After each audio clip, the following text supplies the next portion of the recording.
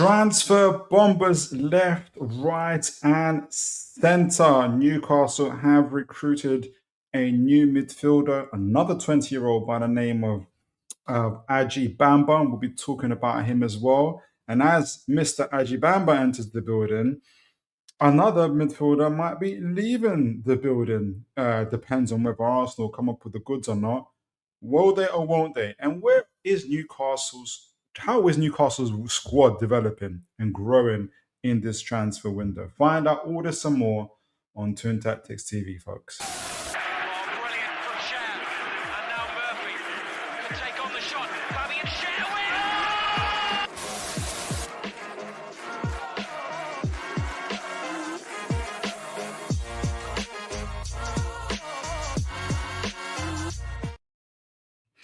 All right, folks. How are you all doing? Hope you guys are all blessed and living life to the full like I am.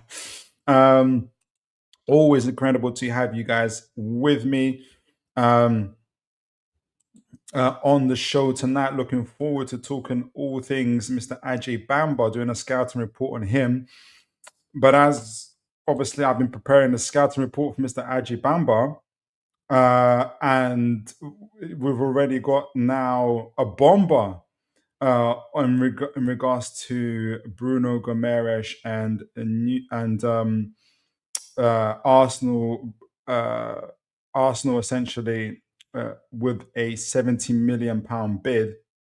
That'll be the first thing we discuss.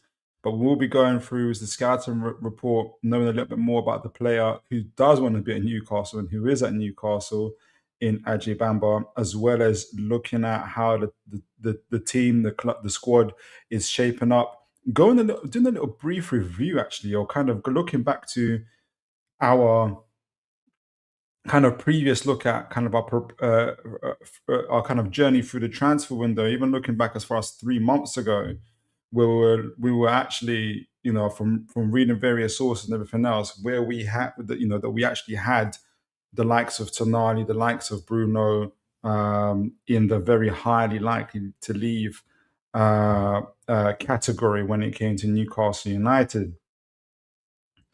But I'm also curious to see how the squad is shaping up as well. I'm nervous, but I'm excited about it as well. So find out why. We probably know why I'm nervous, but I'm sure a lot of us are nervous. But also find out why I'm a bit excited about it a little bit later on in the show. So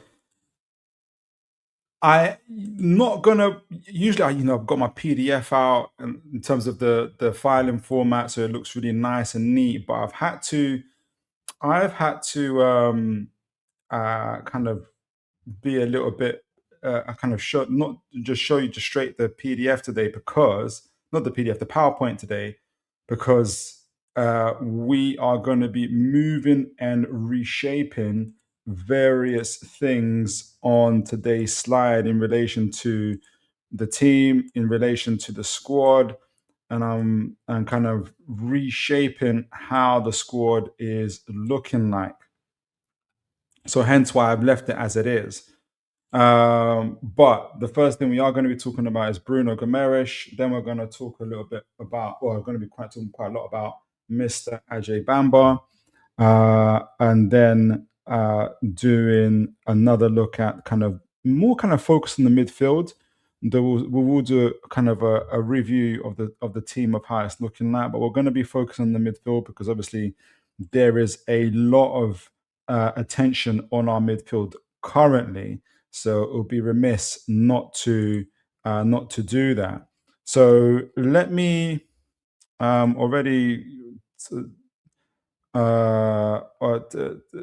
even as I'm talking to you guys, tons and tons and tons of information already coming through. Some of it is repeat information, but let me show you what I mean. Let me take this off and get onto the old X.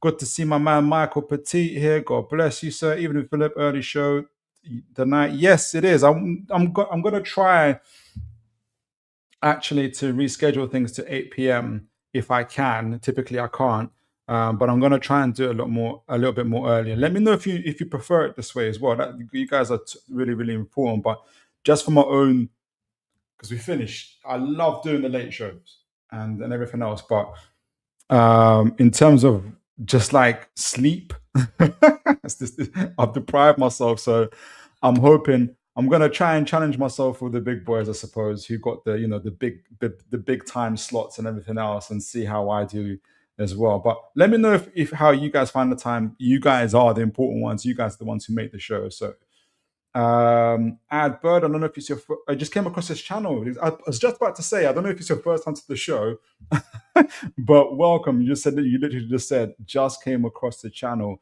God bless you, sir. Welcome to the show. And maybe just changing the times, really. We we're probably going to get hopefully a whole new group of folks coming in. So, like I said, we're going to talk about Bruno Gomes, then we're going to talk about Mr.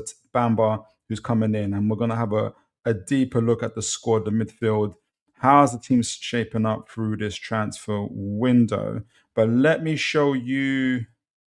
Let's get onto the news in regards to Bruno and discuss it all. Let me see. So stop sharing that. Let's get this in. And there's, even as I'm talking to you guys, because I went out running, as I'm talking to you guys, I had bookmarked some articles. But even as we're talking, and some of them seem to be like repeats, quite a lot of repeats. So you guys will see me fumbling around a little bit in terms of the old X and kind of looking out for the fresher stories. But literally, as we're talking, let me put so I can see you guys' comments while I'm talking on this as well. Where is it? All right, cool. So, okay, cool. So, Bruno Gomes, this came 2 hours ago. First person to really report, as I've seen it, Sammy Motbell, via the BBC presenter. Arsenal to make a 70 million offer for Newcastle captain Bruno Gomes. Brazil international viewed as a key midfield target, but Arsenal unwilling to overpay in inflated market. And what's already interesting about this is, obviously, as all transfer journalists, Mr. Motbell is obviously reporting via the sources that he has, and it's very much Arsenal sources. It's not Newcastle sources, right?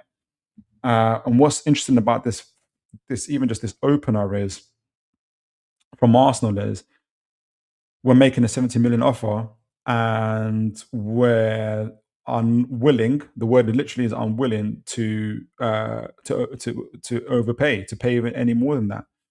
So what the language is, and what the idea from this already is that this 70, you're lucky, Newcastle United, that we're even giving you this 70 million. He already, this is an overinflated market. We're not going to pay any more than that, without saying all of that. But I'm willing to overpay in an inflated market. So even the 70 million is overinflated. We're not going to pay you any more. And there's echoes, and people have been saying it on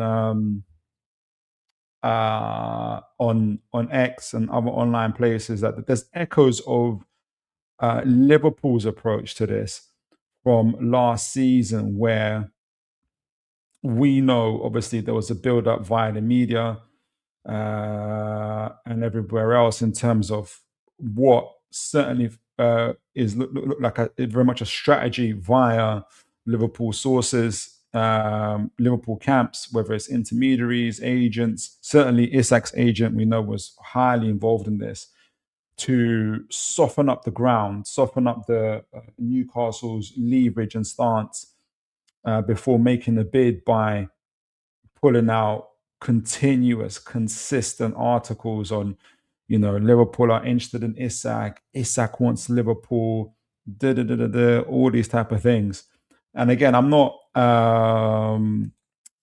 not specifying this only to Newcastle, like this only happens to Newcastle. I'm just saying, and what Newcastle have been saying is that this is what the strategy was, to soften up the ground, And obviously, looking back in hindsight, the ground was really softened. We're missed it. We know even as far back as July, when Newcastle was supposed to play Arsenal, Isak made it clear that he didn't want to play for Newcastle come the end of come the end of the football season, and Eddie Howe had told him to get out of the team hotel. So and then obviously with all that kind of strategy via the media to soften up the situation, which it worked. Liverpool's initial bid of 110 million was well short of the original report evaluation of what Newcastle had as 150 million reportedly. And obviously, we ended up getting the 130 million anyway, which was a British transfer record. I've seen numerous fans, not just Liverpool fans, celebrate this like they got one over Newcastle. That Newcastle folded. It was 130 million, guys. I'm just saying, it's a British transfer record. 20 million discount. You think you got? I don't think so. Liverpool originally wanted to pay 110 million, so they paid 20 million above that. After saying, coming back to Arsenal here, after saying very similar stuff to what Arsenal are saying right now, is this is our first offer. We are not paying you any more than what our original offer is. As Arsenal said, Arsenal to make 70 million offers for Newcastle, to Newcastle for Bruno Gomes. He's a key target, but we are unwilling to overpay in an inflated market. So they're still, they've already said this 70 million. You are fortunate, you are lucky to be able to even have this 70 million. It's an overinflated market already. This is a premium price we are not paying. And then what's followed up from that, actually, because I've seen numerous reports on this via Ben Jacobs and others, as always. It's always going to be Ben Jacobs and others. So Bruno Gomes has already agreed terms of Arsenal as revealed earlier this month. Really? I thought that was illegal to do. That doesn't matter anymore. Everybody does it, apparently. And there'll be articles on Newcastle doing the same thing. But if we're going back to the strategy of everything that we're talking about, this is what they're saying. Terms and personal terms have already agreed. The ground has already been softened. The leverage that Arsenal are trying to pull via the media, via the intermediaries. Obviously, we know that Kia Jorashipin, I'm sure I'm pronouncing his name wrong, who's not an agent. We have to highlight this. He's not an agent. He specifically works outside the parameters of being an agent, so he doesn't come under those laws. But he has created a company where he's able to buy the image rights and rights of players, and that allows him to talk to clubs and others and to broker deals. And Bruno Gomes specifically hired this gentleman to be able to make these type of deals. I'm just looking at David Ornstein. If he says something similar in regards to a deal agreed, I think I saw something from Nicholas Shearer. Is it? I can't even pronounce his name. Not Shearer, not like our Shearer, but yeah, Nicolo Shearer. I think I just saw him say something similar. Where is it? And obviously James Trafford is also getting closer to Leeds, which has got a few people angry. Where is it?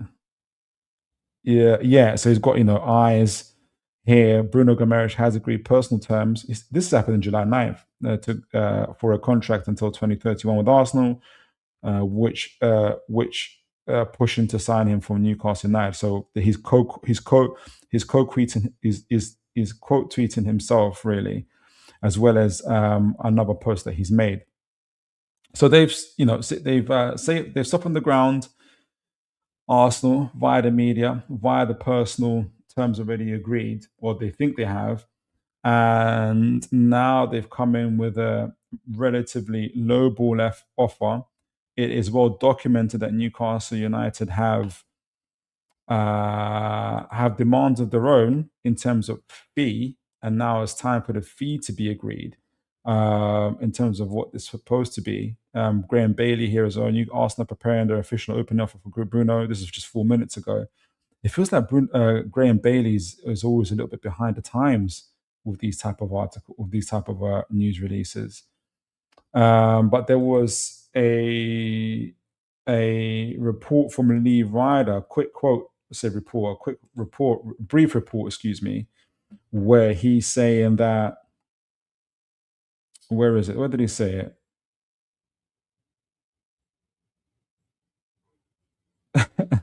This is crazy. Newcastle United have no hesitation in keeping Bruno in kit launch adverts, which is interesting. So he says this on the back of Newcastle message on Bruno. So this he said this 2 hours ago on the back of, again, same time as Sammy Mokbel released his information on Arsenal's opening offer of 70 million.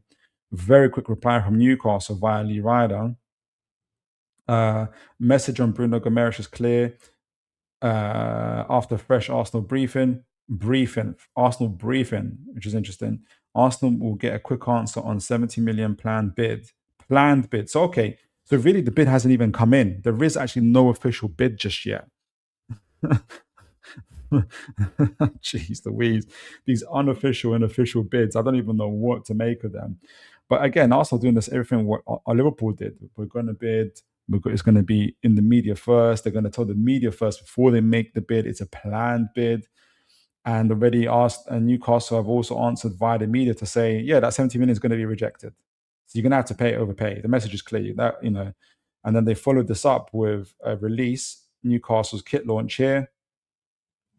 Obviously, Voltamada and others are there. Ciao. And our captain, Mr. Bruno Gomes, right in the middle of that with our Knox sponsors. Now, this doesn't mean that Mr. Bruno Gomes won't be sold or the deal won't happen. Wouldn't necessarily happen with Arsenal. But I guess the messaging and the intent behind it, for me anyway, is clear, which is Newcastle will only sell our club captain for the fee that they originally wanted to sell him for, which I think is 80 million plus. The actual agreed fee seems to float in between 80 to 100 million. So 80, 85, I've seen 90 million, I've seen 95 million, I have no idea. Oh, someone said here, Life of Frollo, God bless you, says Keith Downey just said that it will cost 85 million to 90 million. They haven't bid. So they haven't bid. So let me just get to that actually article real quickly. Thank you for that, Life of Frollo. Sorry about that if I got your name wrong. So Keith Downey's actually released some information on that. So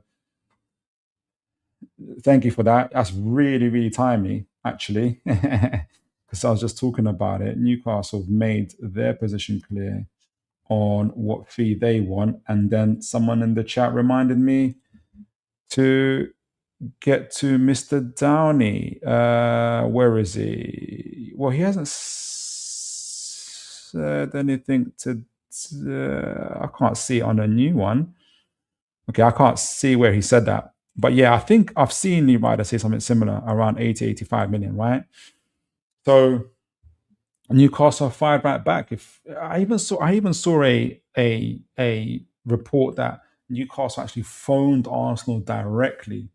Oh, he put it on his YouTube video. Yes, he did. Okay. So he put it on his YouTube video. And so we'll see. So 80, 85, it's 85 million, 85 to 90 million. Arsenal came in with a low ball offer, specifically, 10, 15 million pounds lower, already saying we're not going to pay, without saying we're not going to pay, but they literally said, I'm willing to pay in an inflated market.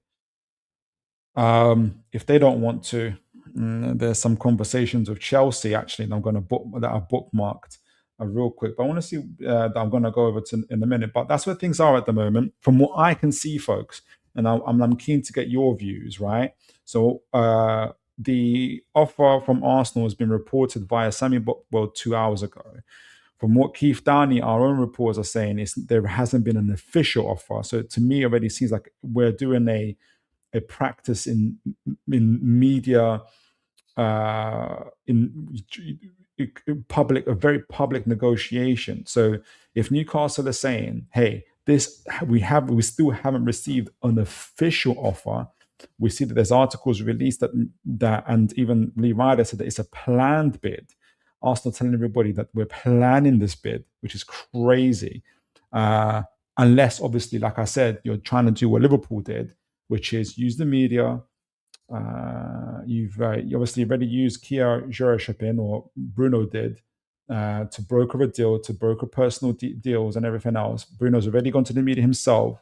We forgot to mention that after criticizing Isak for doing the same thing, Bruno himself has gone to the media, said he wants to leave Newcastle for Arsenal specifically.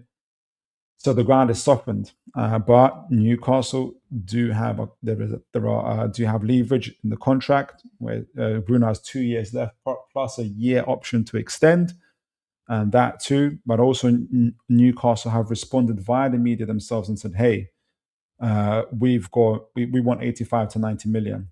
So essentially, it's up in the air. It's all public, and there's people to see. I'm going to look at who was I going to look at? I was going to look at there was a journalist I just discovered recently, a Chelsea journalist, because there isn't just Arsenal that are in for Bruno. There is another team in Chelsea who's in for Bruno. Big up my man Kevin Hawthorne. Good to see you, sir, from Florida, Lakeland. You would have noticed, Kevin, I've started a little bit early. 8 p.m. today. I don't know what time it is in Florida, but I hope, let me know what you guys think at the time. Is it working for you? God bless you, Kevin. Good to see you as always, anyway. David Bates says, Bamba Marlister gets my juices flowing. Well, I was going to say that, I'm nervous and excited. I'm going to talk a little bit more about how the team and the squad is evolving. I want to get your takes on it as well, because it's the change is made. I'm a lot more aggressive than I initially thought it would be. Adbird says, Willow Sulla having the 10 shirt, so I heard he is. Yes, I think the squad, the official squad numbers were released today as well. So if you guys can tell me what number he was given, that would very much confirm it. Now, I did want to see, like I said, I want to see the Chelsea one before we move on. I did bookmark it. Yes, so it's again, it's my first time seeing this gentleman, so I don't know if you guys are aware of him. I don't know if you guys are aware of him, but he is Max F Sport. He's a Chelsea fan and writer for Strive of Football, studying BA Sports Journalism or Sports Journalism degree and qualification. So I think he's again, I don't. He's not advertising himself as this, but from the very very little I can see, it's kind of like obviously an aspiring journalist. So it appears that he is like a little bit like an in the know type of person as well. How much he knows, I don't know. But anyway, why I mention him is that he says, and he's co-tweeted here, Sammy Motbell. Can I enlarge it? Yes, I can. So he says, this will likely be rejected in regards to the offer. He's got the Sammy Motbell. Let me zoom in a little bit. He's got the Sammy Motbell quote here, asked to make 70 million quote. Max says, this will likely be rejected and leave doors open for other clubs. I'm assuming this is his opinion, but also there are other clubs involved, and that is factual. Talks of Chelsea and Newcastle building a good relationship aren't true. They already have a good relationship, especially at ownership level, and that is factual. We all know, Newcastle fans, we know we've had Amanda Staveley and Mera Gadusi up in Chelsea, but we've also had Jamie Rubin. We know that our very own PIF owners have a good relationship with the Chelsea owners as well. And so we've had dealings in the past. We've obviously bought Tino Livramento, Lewis Hall from them. We have a very, very, very, very good kind of relationship with them. So that is very, very true. So nothing, and it goes on to say, nothing to build there. It's pre-existing, again, in terms of the relationship, and that is very true. And this is what he says. Newcastle have some interest in Jackson and Achimpong. Chelsea are, which is true, which is also very, very true, especially in, Jackson very much so, but especially in Achimpong. Chelsea are assessing options and will strike on who they feel is right. And what he, I think, is alluding to the fact that Chelsea also made an opening bid on Alex Scott from Bournemouth, made a 65 million opening bid. And apparently the young man's head has been turned. So whether they continue to pursue that or not remains to be seen. But we know that Chelsea are also interested in Mr. Bruno Gomes, and it's interesting that Max mentions Achimpong and Jackson. Newcastle, I've met with Chelsea earlier in the season, not in the season, earlier in the transfer window to discuss Achimpong, Jackson, Delap, and they know that Newcastle are looking at those players. So I don't necessarily think a player swap deal will happen because those aren't really good for kind of amortization at SCR, but some sort of deals could be in the offing to encourage, shall we say, the two clubs to deal into transfers in between players.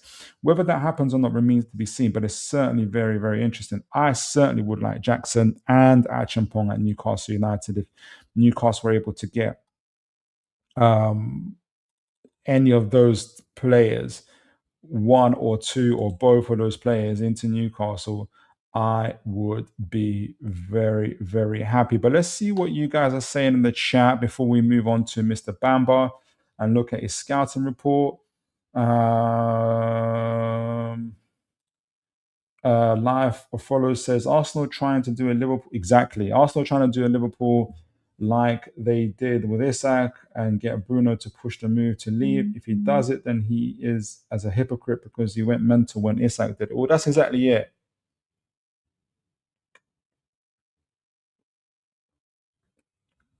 I think if Bruno does that, he's worse than Isak, right?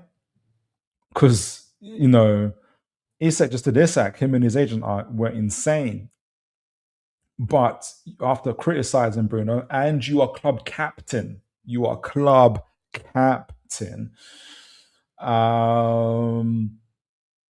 if you pull a stunt like that, you've really done that via the media by making it so public through Ornstein and others.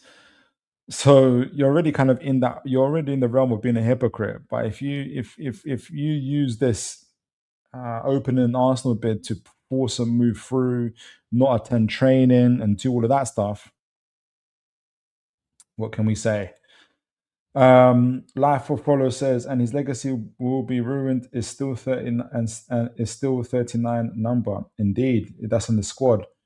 Thank you for that, Life Follow. Life of Follow says Arsenal are interested in Alex Scott as well. Apparently, they are. They are, and I think what Arsenal would look at it as well. If we can get Bruno for literally not Bruno, if we can get Alex Scott for literally the same price so we can Bruno, and Bruno's like 4 or 5 years, even 6 years. Is Alex Scott 22 or 24? I want to say like 22. So you could be like 6, 7 years older than Alex Scott, but you can get it for the same price. Then it makes sense to get Alex Scott.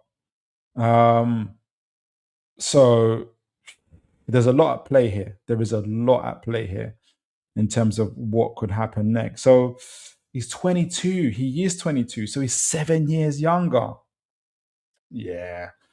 Obviously, Bruno brings the leadership, the experience. I think he's obviously of a higher skill level currently, but there's a lot of potential in Alex Scott, and he's a proven Premier League player as well. So it's interesting. There's Chelsea, Arsenal looking at the same midfielders. Chelsea have already got one over Arsenal in terms of Rodgers. Can they get another one over with Bruno? And you're going to see. And what happens is obviously what followed Rodgers is also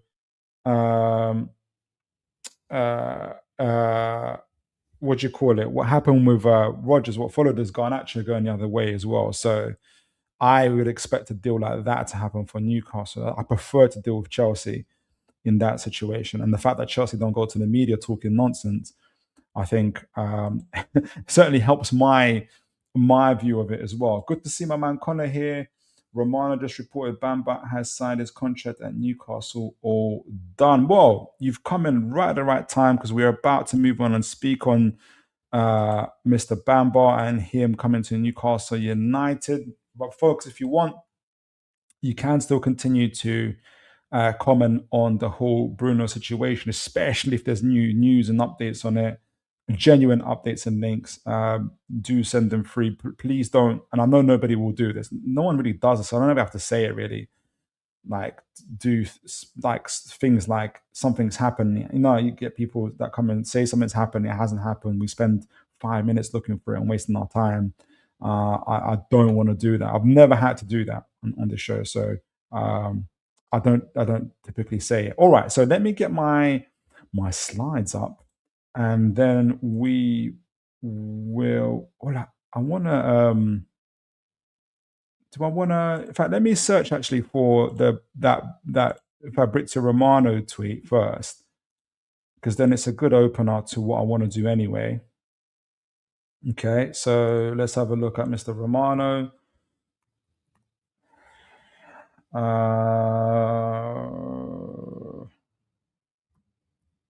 Fabrizio. Okay, so Mr. Klopp has joined. Okay, so this is 16 minutes ago. And it reports Mr. Aladj Bamba has just signed his contract as new Newcastle player from AS Monaco. Fantastic. Let's talk about Mr. Bamba. Let's do a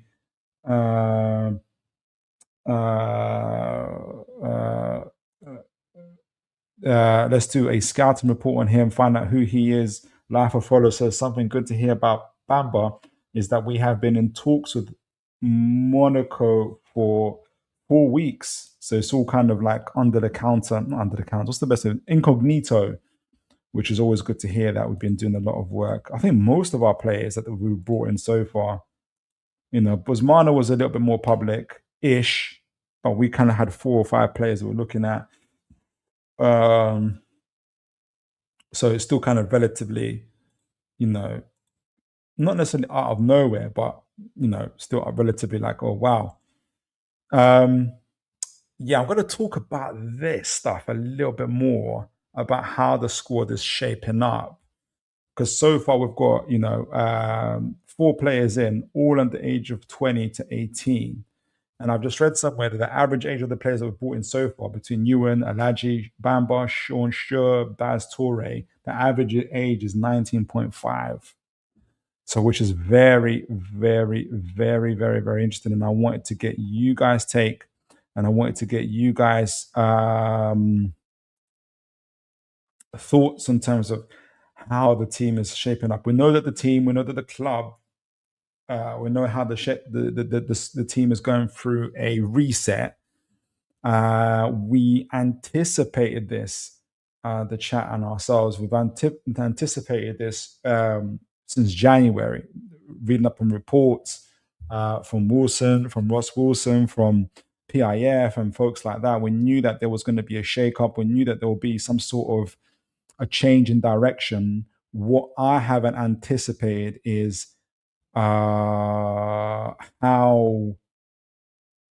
aggressive this direction is. But before we get into it, let us do a scouting report of Mr. Bamba. I want to first credit the scout report that I read from, and I want to encourage you guys to first look up Mr. Undersea Radar, also known as Victor here. He wrote it on Substack. He's got an extensive report on Mr. Bamba. I think it's with video. It's got video. It's got photographs as well. So I've had to kind of use the old AI to break it up a little bit and to not summarize it, but so I got, otherwise the way the report is, it will take the whole show to do it essentially. So if you want a more extensive and comprehensive report, please do look up Mr. Undersea Radar. Also in the brackets, Victor. On Substack, he's done a fantastic report, and this report is directly from his. I've just used the old AI to kind of help me to summarize it a little bit. So yeah, I get a little bit of, so as just for the sake of time. Okay, so Mr. Aladj Bamba, who has just signed his contract with Newcastle United, I think it's for 35 million pounds, right? So Aladj Bamba, date of birth 14th of July. So he's just had his birthday about 9 days ago, right? And he's just turned 20. Just turned 20, guys, okay? Just like the rest of our squad players that we've brought in so far. A place of birth, Blois, France. Though he has citizenship both in Guinea and France, he is an under 20 France international. Now, he's got his height here at 6 foot. I don't think it's 6 foot. From what I've seen more from other reports, is at 6'3", 6'4". So he's not 6 foot. I've seen more reports saying he's 6'3", 6'4". And what I'm seeing from the compilation videos, which we'll look at a little bit later, he definitely looks 6'3", 6'4". Okay, so main position is number 6, but can also play in the number 8. Currently, what was playing at Monaco before, obviously, his transfer to Newcastle United. Before that, those obviously from 2011 to 2021, he played for Blas Football 41, his youth academy, obviously in his local football club. So he would have been, how old would he have been? 2011. If he's 20 now, 2026, he would have been like 7 years old. From 7 to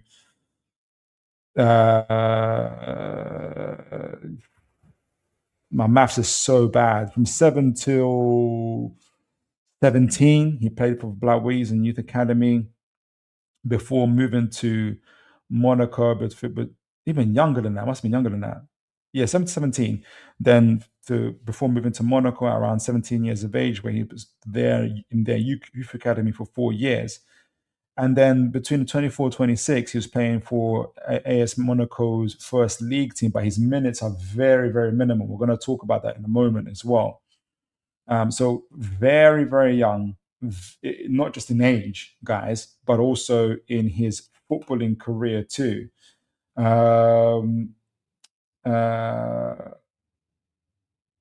Yeah, Connor says, he's only played 18 games this season. That's exactly it. And Life of Fredo says, yeah, he's 6'3", very good in the air and highest for duels win in France. Super helpful. I'm going to come back to this Keith Downey quote in a moment.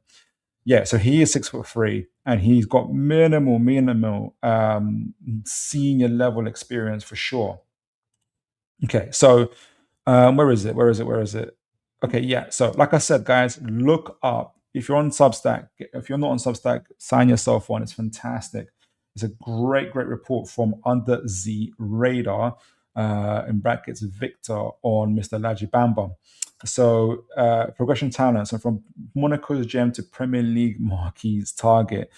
Phase 1. So the academy foundation and physical anomaly. So analysis, rising through Monaco's famed academy after early years at Blois, I'm sure I'm pronouncing it wrong, Bamba immediately caught the eye of data scouts for his uncommon physical ceiling and underlying defensive output. Possessing long levers and a wide wingspan, his numbers in central midfield for ball recoveries, progressive passes, and dual volume consistently ranked among the elite tier in French youth football. So you can see already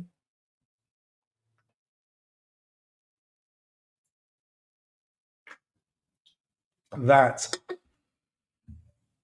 Newcastle are backing more and more their data-led scouts. For the likes of Suds, you guys will know that our data expert Suds, who is leading on that.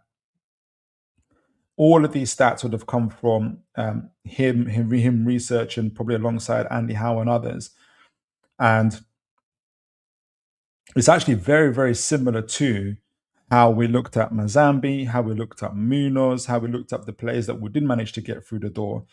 And these are the stats that we're looking for. So we're literally trying to get players before they become who they are. And there is and I think even Victor, under the radar, says himself that he would have preferred Mr. Bamba stayed another year at Monaco before he was bought, but he spends another year at Monaco, he could be £80 million, right? So Newcastle's tactic or strategy for sure is getting the players before they get that year to really fully develop and develop them in-house internally ourselves, which seems to be interesting. So phase 2, a breakthrough at Pognoli's Polish. So this is emerging as a first team regular under Sebastian Pognoli following recovery from an early injury. Bamba demonstrated tremendous maturity as Monaco's deep midfield anchor. He's playing as a number 6. He screens and protects that back line, and that's the number 6 that Newcastle have been looking for quite a long time. He is going to be fixed in that position. I think the other player that we're looking at really deeply was Chema Anders, who I think is going to be from Real Madrid and was playing at Stuttgart. I think he's going to be a tremendous, tremendous player. But it looks like Newcastle have got their kind of managed to find their own version of him here. But where is it? Under the main, Bamba demonstrated tremendous maturity as Monaco's deep midfield anchor. Pognoli's worked extensively with him individually to refine his short passing control, body shape, and defensive aggression. Highlights included dominant displays against Angers. This is the highlights from the report that Mr. Victor gave against Angers and Paris FC, where his scanning ability, 80% plus long pass accuracy, and line breaking drops allowed Monaco to dictate build-up phase with ease. So it's got a lot has gone into his technical ability and what he's doing. I'm going to switch on my lights in a moment. Phase 3, the £40 million Premier League swoop being us at Newcastle United. So by July 2026, Bamba's high-tier advanced metric profile, blending press resistance, dribbling with immense defensive volume, triggered intense international interest. Newcastle United acted decisively, agreeing to a marquee transfer worth €40 million, which is about £30 million, including bonuses, to bring the 20-year-old French talent to St. James's Park. So key attributes. In fact, let me switch on my lights now because it's bugging me out, guys. So just give me one moment and I'll be back in a jiffy just to put my lights on. Jeez.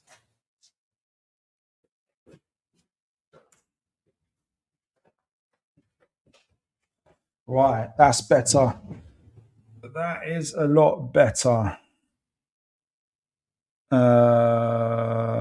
Where is it? Key attributes. Right. So press resistance and rangy dribbling. We're going to see that in the compilations. Utilizes long frame and body posture intelligently to shield possession under tight pressure using subtle feints and drop shoulders to glide past the position press traps. He's going to be our number 6. He's going to be our fixed, specialized number 6. He can play number 8, but that's not where we want him. And again, it leads a lot more credence to the fact that I think we're going to play more and more double pivot with an advanced with a 10 or slash hybrid 8 supporting the attack. He's got adding to that long lever interceptions, leverages exceptional leg reach to step in, intercept, passing lanes, and halt opposition transitions before they develop into dangerous threats. And we see that from his stats as well. Progressive passing variety features strong distribution vision, comfortably switching angles of attack with a flat 50-yard long balls, again reminding you, 80.6 long pass completion, or crisp vertical ground passes into half spaces. So he sets of play very, very early. And the other one is cerebral spatial scanning. That's a great term. Constantly checks his surroundings prior to receiving the ball, enabling rapid decision making on the half turn. You can imagine him and Miley can play together superbly. Miley probably a little bit more advanced as an 8. But they're both tall. They're both 6'3", 6'4", massive pivots, can screen and protect our back line as well as sets of attacks. Can both dribble, can both pass, can both great range, can both technicality, can both dictate and control the play tempo of the game as well. A lot that we've been talking about, especially prior to this window, when we review the squad and review the team, is that our team was very transitions heavy and couldn't control the chaos. The chaos being when other teams try to create chaos against us via transitions and vertical passes. We weren't able to play through those chaotic moments and slow the tempo down, reduce the chaos of the game, because our players were trying to do the same thing and didn't have the same capability as what Mr. Bamba has and what I think Mr. Miley have in terms of slowing the game down and playing to our tempo. Now, Mr. Bruno Gomes has that, but when he was injured for 3 months, 2 months, that's when we paid the price for not having him. Now we've got more players that can do that. I think Lewis Hall can do that as well, but obviously he's our left back. Right, so it goes on to say pro strengths and cons and weaknesses. I'm going to go to the to the chat in a moment. So let's go through the pros in terms of strengths first. So we mentioned it: elite press resistance, 2-foot line breaking, masterful at orchestrating play with both feet, imposing physical unit. Again, if this guy did a whole season with Monaco and had another whole season with Monaco, great season with Monaco, you're looking at 70, 80. You're having to fight Liverpool for him. It's long. Imposing physical unit, rare 1.87 height paired with excellent agility, as well as a dual phase adaptability. I love all these words I'm learning. Impacts both defensive blocks and final third build up. Weaknesses: overambitious turnovers, can occasionally push too hard to force a complex sequence. You're going to have to learn that in the Premier League as well. Though the French league is the closest to the league in terms of intensity and play, so it'll be it's not necessarily a smooth transition, but a better transition compared to Bundesliga, compared to Eredivisie, for instance. A box crashing volume, needs to increase his final third shot volume and box entries. Yes, I suppose. Though with the way that we're playing, and I think what we're going to ask of him in terms of screening and protecting the back line, I'm not personally looking for huge. I don't have an expectation for that to improve necessarily, but obviously it'd be great if it does. Defensive discipline, prone to occasional rash tracking or lunging in tackles. Now, that only happens when you're not focused and when you haven't got your positioning right. And in the Premier League, you will pay a heavy price if you don't have defensive discipline, if you don't have positional discipline intelligence. So he's going to have to get that in his locker, in his mindset, really, really quick. Raw muscular frame, as a weakness, still developing peak upper body strength for long duels. Okay, fair play. He is just turned 20, literally 8-9 days ago, so it's understandable. So we know that can happen. I don't know why I've got Lucas Bergvall here. I've got the wrong verdict here for the wrong player, but it's not supposed to be Lucas Bergvall. It's meant to be him. So let me see if I can get my thingy-majig. Let me see if I can get the right one here. I hope the whole thing wasn't for Lucas Bergvall. That would be mad embarrassing. It shouldn't be, though. It should be for him. Where are you? Where are you? Where are you?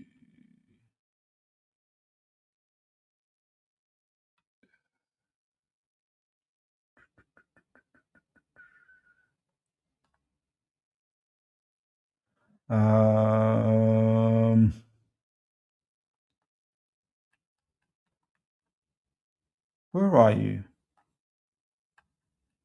Hold on, folks. Let me get my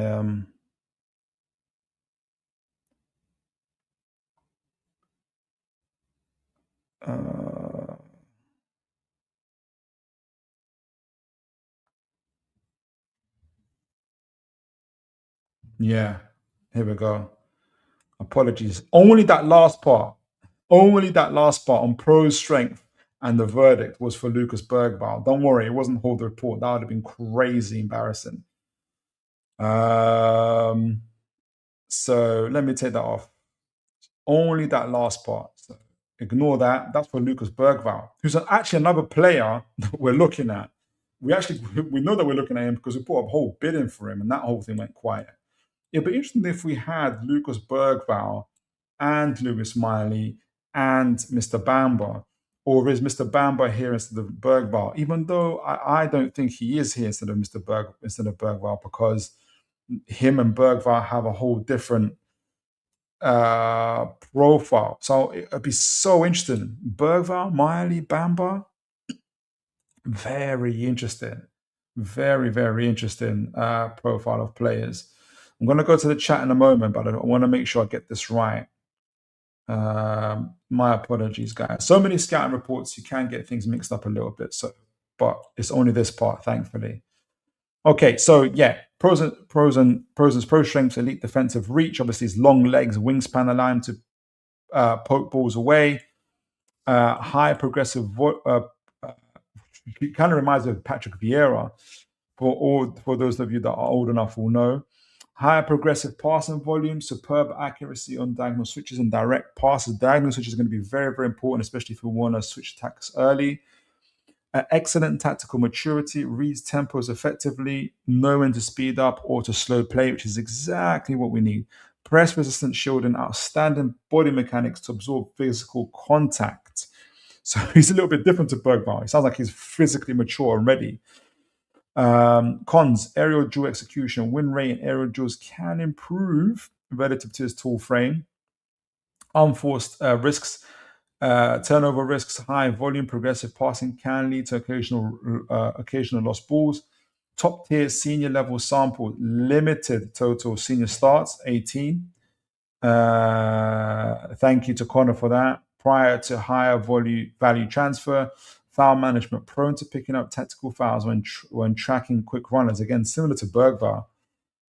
That's to do with position, that's to do with focus, that's to do with experience, which we will pay a higher price for with the youth that we've got. There'll be some outstanding stuff these players will do, 20, 19 years old, but then there's going to be some, like, you're going to have some moments you're going to say, oh, that's insane, that's brain dead. I'm going to encourage people to not lose faith and go online and start berating these young men. They're young and they're learning, honestly. Anyway, the verdict.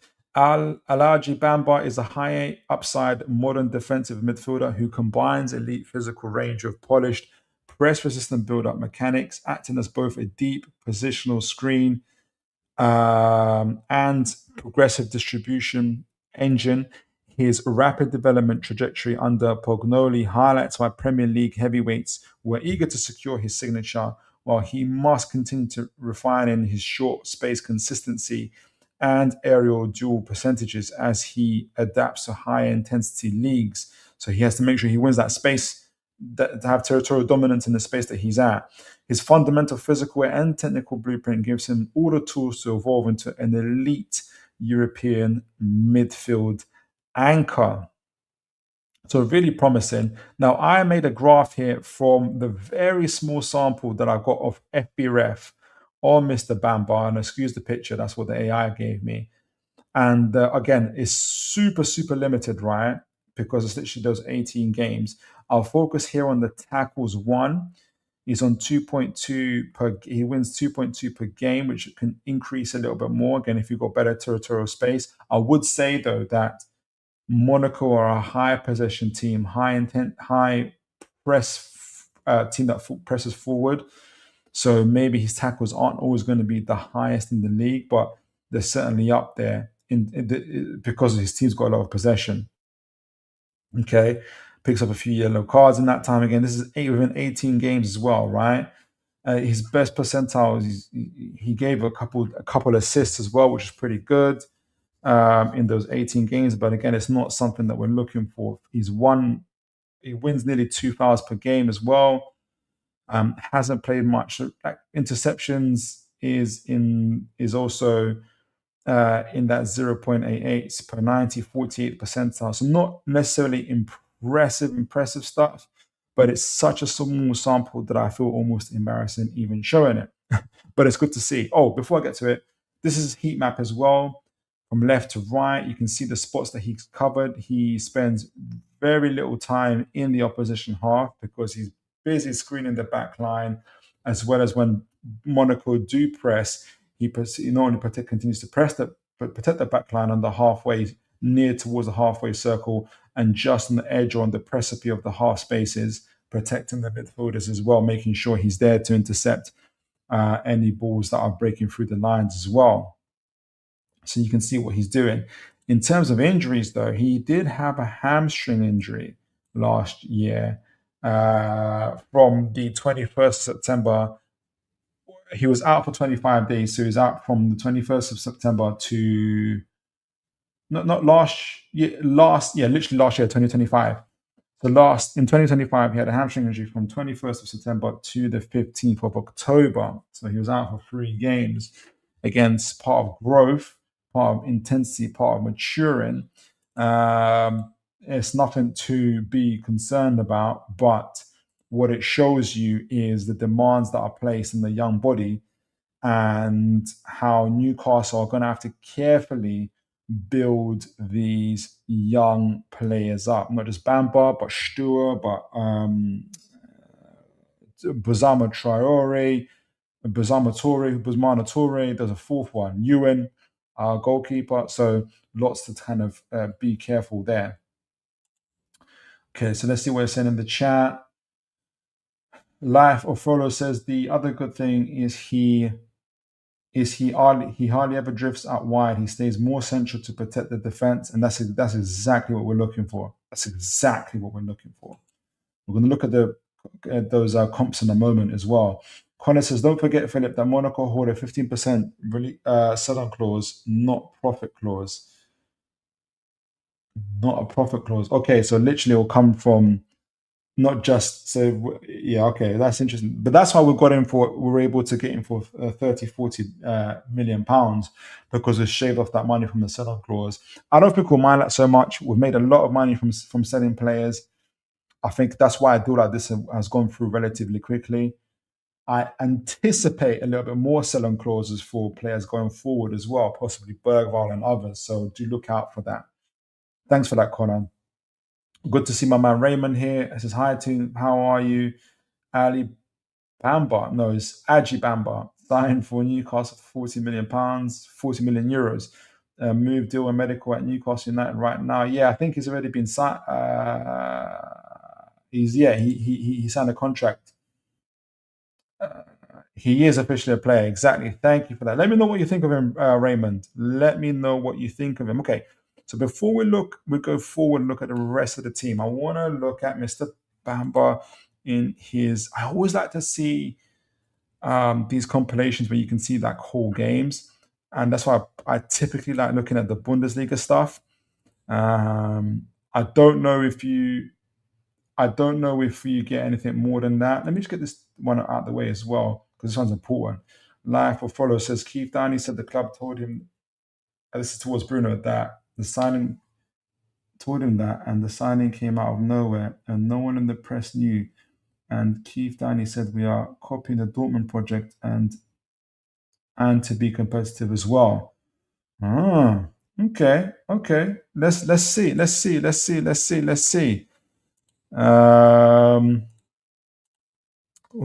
be the Dortmund of the Premier League. We'll see how that works out. Many have tried, and many have failed. Okay, so let's get this compilation. All right, so I'm going to look at this a little bit later, but this is, by the way, guys, this is us in the channel. Look, shaping up towards the transfer window. I think this was 3 months ago. Yes, this was 3 months ago. 3 months ago. This was in April, right? We were shaping up towards the transfer window. This is after reading numerous articles from around Ross Wilson, PIF, or everything, preparing for this window, right? And we're already estimating that, we're probably going to spend around 325 million. So I'm actually looking out for that. I don't think we're going to spend 325 million the way we're going at the moment, but we'll see. And we're going to probably make around 305 million. We're already I can't remember how much we made from Gordon. Gordon was 70 million. Tonali was 100 million. So 170. If we do manage to sell Bruno for, I don't know, let's just say 85 million, that'll be already 245 million. So, and obviously we've got other stories of players going out. So I wanted to kind of, anyway, I'll get back to it. I'm straying. I'm a little bit straying here from what I wanted to do. Oh, by the way, you can't see that. Oh, you can see that, but it's the wrong one I wanted to show you. Uh, let's get Mr. Ajay Bamba's compilation. Someone's already done one for Welcome to Newcastle. Big up to them. He's already made it onto the old Brazil scout, which is good. Okay, so let me make sure you guys can see that. Yes, you can. Big up to my man, Adrian Pickett. Had an early start to the Adrian. I'm going to do my best to try and keep to the 8 p.m. start. But let me know what you think of it. Good to see my man, Adrian, here. Sorry, Life of Frollo says, do you think we got for Tonali and Gordon, we have signed 4 players and still got 50 million profit?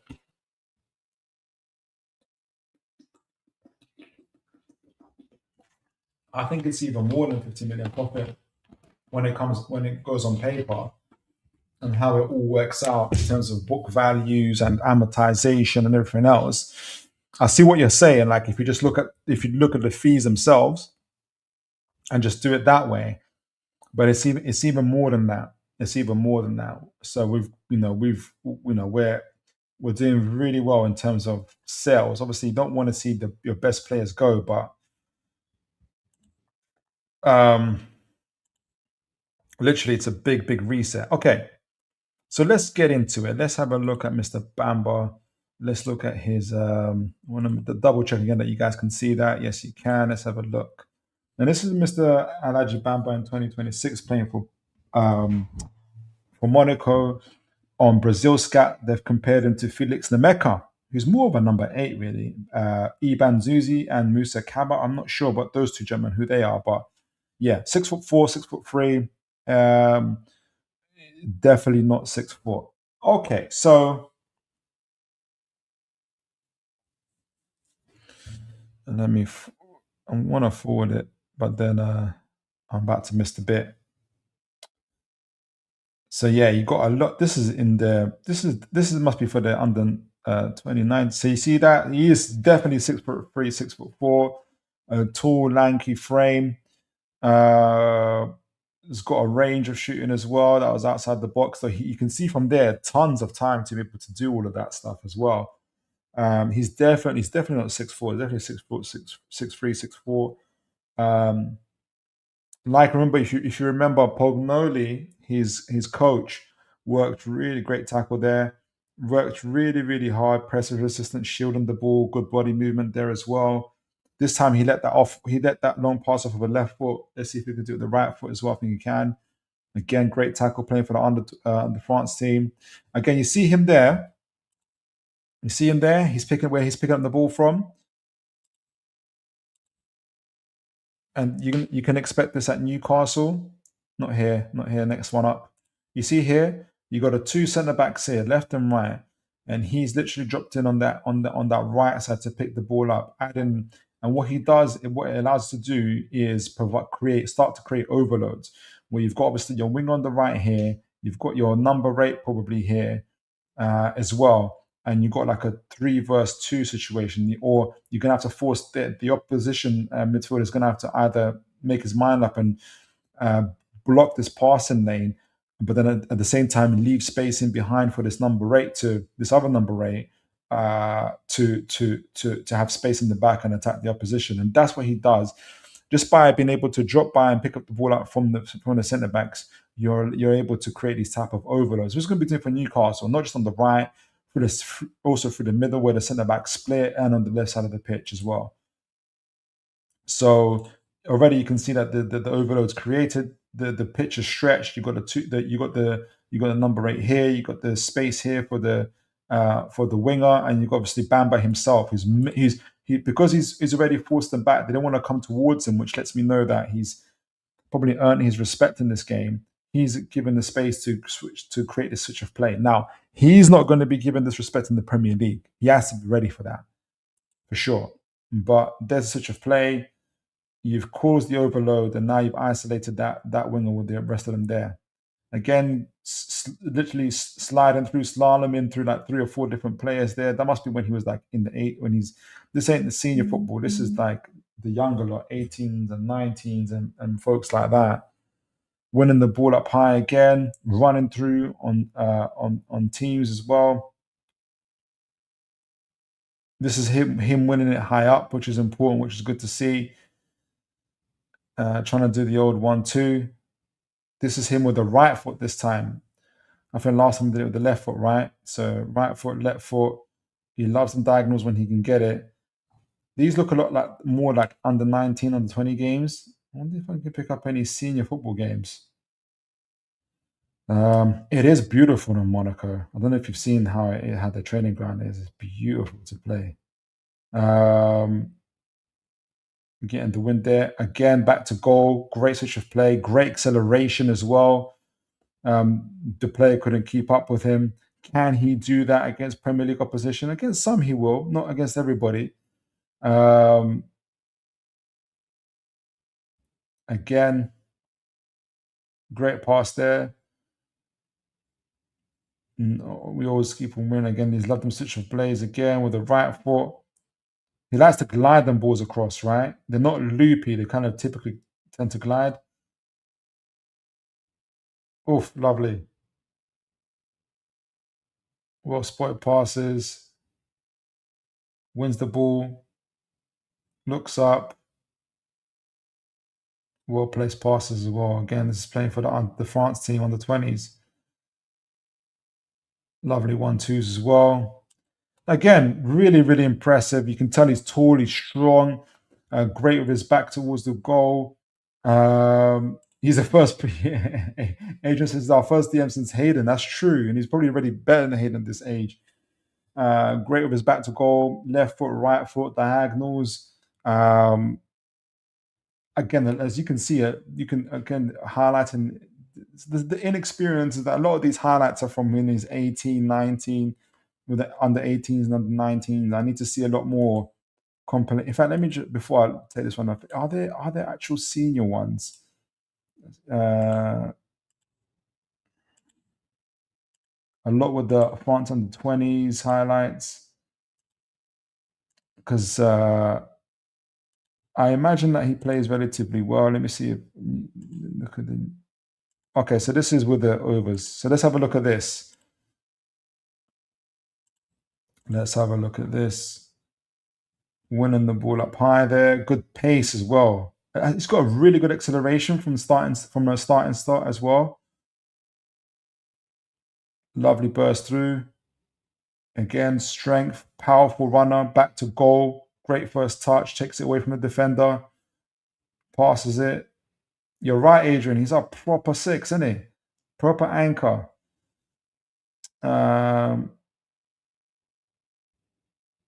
Again, loves those crossfield passes. On to Akliouche. This is, again, senior football. Lovely diagonal again. Certainly for the way Newcastle play, we'd appreciate that type of football as well. Again, lovely on the half turn. Beautiful half turn. Great through ball as well. Back to goal. Defender, player pressing him. Gets the ball out to feet. What's good about him, he can do both the passing and the carrying really well, and certainly in these highlights. Oof. Oh, geez, that guy got embarrassed, did the splits and everything. Lovely take again, got strength to still look up. Or the better he gets, the more he'll have that air of, I release the ball when I want to release the ball, not when you tell me to release the ball. Again, back to goal, really strong, which you have to have as a number 6. Brilliant. Again, you're always thinking he's just turned 28 9 days ago. He's going to the Premier League. Newcastle are going to have to develop him. Love to see how he plays with Miley, how he plays with alongside Ramsey.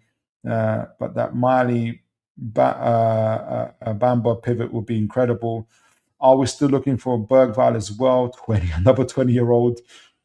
That'll be super, super interesting. Again, I love how his long balls glide. They're very straightforward. They're very narrow, arrow-like. Excuse me, not loopy at all. Boom, lovely. Lots of good to see. Lots of good to see. Okay, so let me know what you guys think before we round up on Bamba and talk about how the team and the squad is developing because it's super, super interesting. And we'll talk about why I'm nervous and excited at the same time. Let me get my water in. Jeez.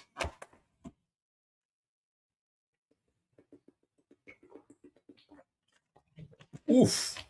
Lovely, lovely, lovely stuff. Okay. Now, David Vaich says, would like to read your comparisons of Bamba, Stur, and Miley's strengths and weaknesses. Also, how they will fit as a midfield unit in the years to come. Do you know what? That is a. Do you know what? I'm not. I was gonna say I'm doing that literally in this show, but I'm kind of half doing that in this show, not fully. But that is a great, great idea, and I think that's what I've been looking to think. That's what I was thinking about as well. Seems he'll win number 8. Oh, Tonali's. Is that Tonali's number? Who held the number 8? Ah, okay. Yeah, David, I'm gonna do something similar to that. But I'm gonna do what you're saying because I've been thinking about that because it goes into what my mind is at in terms of where is this, how this team is developing as well. Why I've got this nervous and excited feeling around me as well. That is Tonali's number, so it's a very clear indication. As jeez, this is a great. This is. I'm laughing because yeah. Let me just do it because this is.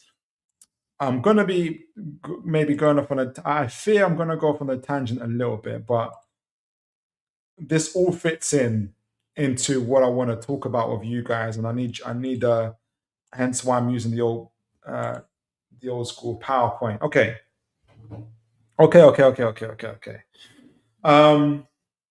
Where do I go with this? Where do I want to start?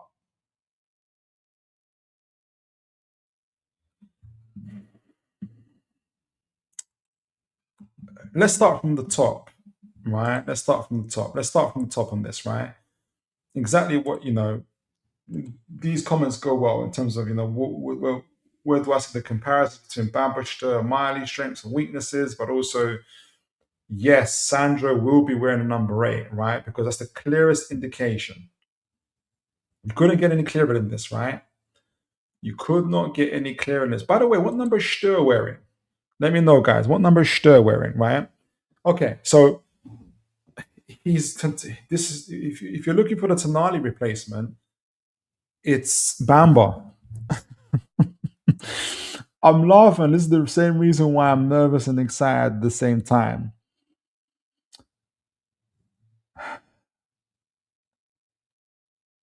This is a change from where Newcastle were heading. I remember in terms of how Newcastle are approaching building their squad, right? And Aladj Bamba replacing Tonali. Aladj Bamba with only 18 senior starts for Monaco. Not 50, not 60, 18 senior starts for Monaco, right? I'm going to show the others. You and Joan, John Stur, Baz Toure. And what it's telling you is 14. Stur's 14 in honor of Johan Cruyff, of course. Wasn't Isak 14? So, okay. So, Sean Stur, I'm going to talk about all this in a moment, right? And help me guys to keep on track because my mind has got so many ideas and that's fizzing out of my brain at the moment, right? I remember when, for instance, when we first got you and Joan, and I said, now he's going to be number 2. He actually is going to be number 2. We are looking for a number 1 goalkeeper. I thought he cannot be our number 1, right? And he won't be, right? But I thought very similar to when Sean Stir came. I thought, why, Sean Stir, okay, we're going to send him out on loan. Until reports said, we're not sending him out on loan. But he's also not Tonali's replacement. But he's going to be with our first team. And if you look at Sean Stir, why he left Ajax because he wanted more game time. He was already playing a lot of games for, relatively a lot of games for Ajax, but he wanted guarantees to be a first teamer. So I'm thinking, okay, this guy wants to be a first teamer. Why on earth would he come to Newcastle? If you're, because I'm already thinking he's 18 years old. We're not going to put him in the first team. We are putting him in the first team. We're putting obviously Bas Torres here for the first team. Aladj Bamba, Tonali's replacement in the first team, right? You and Joan will be in the first team.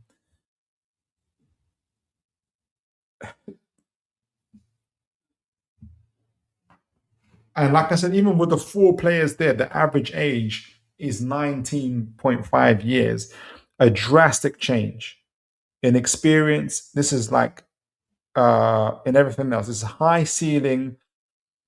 Though it's high ceiling players, they are.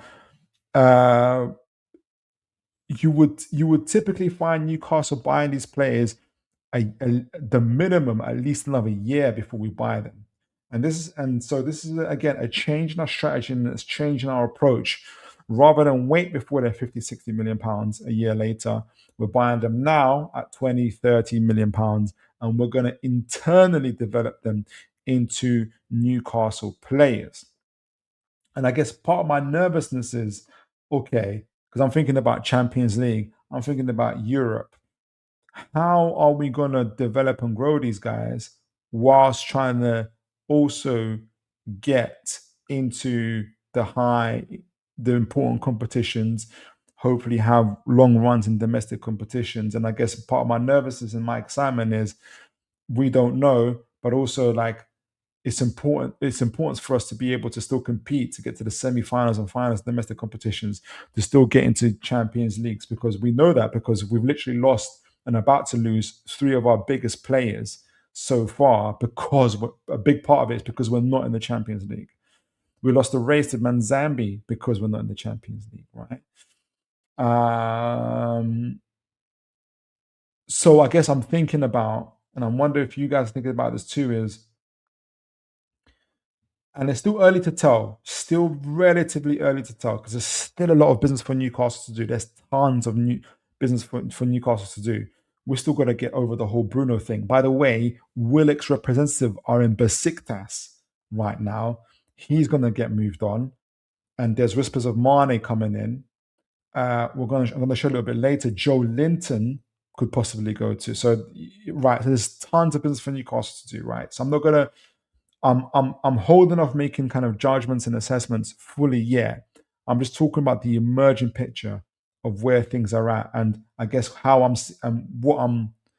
kind of trying to what's the word I'm trying to look for? Not necessarily see the direction that we're heading in, but trying to. I haven't got a word for it just yet. I'm not trying to. Yes, to see in the direction that we're heading in, but not in a hopeless way, like, oh, I don't know where we're going, but more like, yeah, like I want to see how there's a word for it. Maybe you guys will be able to tell me. There's a word for it. And we talked about some of this stuff in terms of how they compare and how our strategy has changed since the earliest takeover, right? So, for instance, and now I get to add Mr. Bamba to this. So, in the previous show, for instance, we talked. Make sure you guys can see this. Yeah, you can see this, right? So we talked about how for instance, when we Pope was our first goalkeeper, as our number one goalkeeper, right? When we first got Pope, this is Pope before. This is Pope, and this is going to be for other players. These are the players that we bought before, how old they were before they joined Newcastle, and how many senior games they played, not including internationals, none of that. senior games between Championship and Premier League, or whatever leagues they were in before, the equivalent of Championship and Premier League. So not including second division, not including third division. That's where they even heading into higher games, right? So, for instance, the likes of Pope, we bought Pope as our number one goalkeeper. He was 30 years old. 30 years old when we bought Pope. And with 174 appearances for both Burnley in the Premier League and in the Championship. This is not including second or third division where he would have played 200-300 games, right? So that's the level of age and experience he had of the goalkeeper we had. Compare that to the, one of our big targets that we're looking at, Zion Suzuki, who's 23 years old, 7 years younger, with 57 senior appearances, right?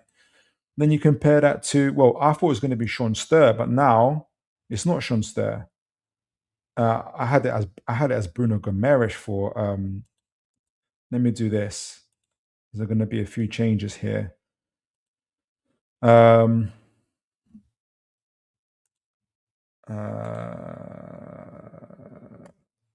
This is a more accurate. Hold on, let me do this now. I've got to move this around. Good thing I've got taken this off. All right, so I'm gonna park Sean Sturr to one side for a moment. And now that I found out that Mr. Bamba is the Tonali replacement. He absolutely is the Tonali replacement. He absolutely is the Tonali replacement. Right? And I'll temporarily put Sean Sturr under under Bruno Gomes, though again I don't expect Sean Sturr to be Bruno Gomes' replacement. From what because I'm telling us it's meant to be Danilo. So Bamba is the replacement for Tonali. Now, when we brought in Tonali, this is not including internationals for him. It's not including nothing like that for him. Sandro Tonali was 23 years old when we bought him. He played 184 games in Serie A and Serie B. So age and experience and international quality, right? Aladj Bamba, he's plays for the France under 20s. I can't remember how many games he played for them. He's 20 years old. He's 3 years younger. 3 years younger than Tonali, right? With 25 senior appearances for Monaco. He's played 159 games less than Tonali. Can you feel my nervousness yet excitement at the same time? This is a very different approach to what we were doing before. And we looked at Bousmana Touré. If you compare him to Anthony Gordon, Anthony Gordon, was 20. He was a little bit more close to where we are now. He was 21 years old and 11 months old, so nearly 22, literally 22, about to be 22 years old, right? With 76 games in the Premier League and in the Championship, right? Bousmana Touré at 20 years old and 4 months, so he's a year and a bit younger than Gordon, has played 43 games. 43 games. And lastly, and I do not, again, this is just temporary. I hope this is temporary. We are reported to be looking for more midfielders, right? I say I hope because, yeah, Bruno Gomes, who's about to leave Newcastle, club captain. When we brought in Mr. Bruno Gomes, he was 24 years old. 24 years old, and he played 185 senior club games for Newcastle United. Excuse me, for Lyon and others before he played for Newcastle United. Sean Sturr, if you compare him to Sean Sturr, Sean Sturr is 18 years old and 5 months. He's 6 years younger than Bruno, with 61 league matches across the top 2 Dutch tier leagues.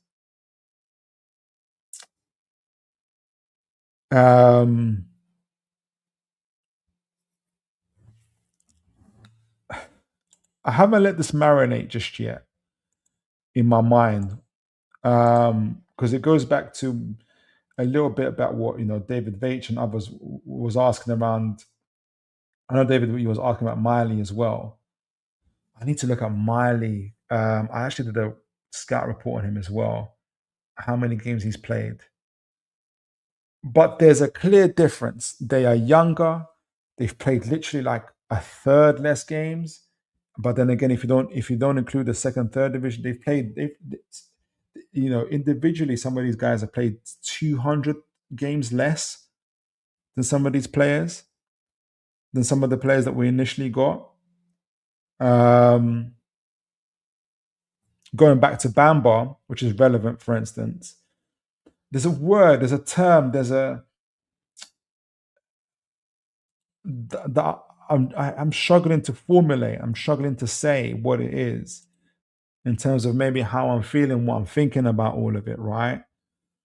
Like I said, Tonali, when we first brought him in, 184 games, not including internationals, senior games, 170, he was 23 when we bought him, 184 games, right? He cost us, by the way, how much did Tonali cost us, guys? Was it around 45 million? Let me see. How much did Tonali cost us? So there's the difference between in price, in age, and in experience. Tonali transfer fee to Newcastle. Tonali cost us. Okay, so altogether, the total package, Tonali cost us 55 million British pounds, according to Sky, right? And Mr. Aladj Bamba, who's taken the Tonali shirt, the number 8 shirt, is costing us 30 million pounds. So nearly 25 million pounds less, 3 years younger, 159 games less than Mr. Tonali. I don't know. And again, this is throughout. This is the same for Busmana Torre, similar to Stur and Bruno. I don't think Stur is going to be a replacement for Bruno, though. It will be the same, for instance, for Suzuki, should he take over, if it's Suzuki that we get. It'll be the same for whatever the goalkeeper is that we get. Um, I don't know. There's a nervousness and excitement is the feeling. I can't formulate the words of what I'm trying to say. It's a different step in the direction of what we're doing and of what we're heading. It's exciting. It's nervous as well.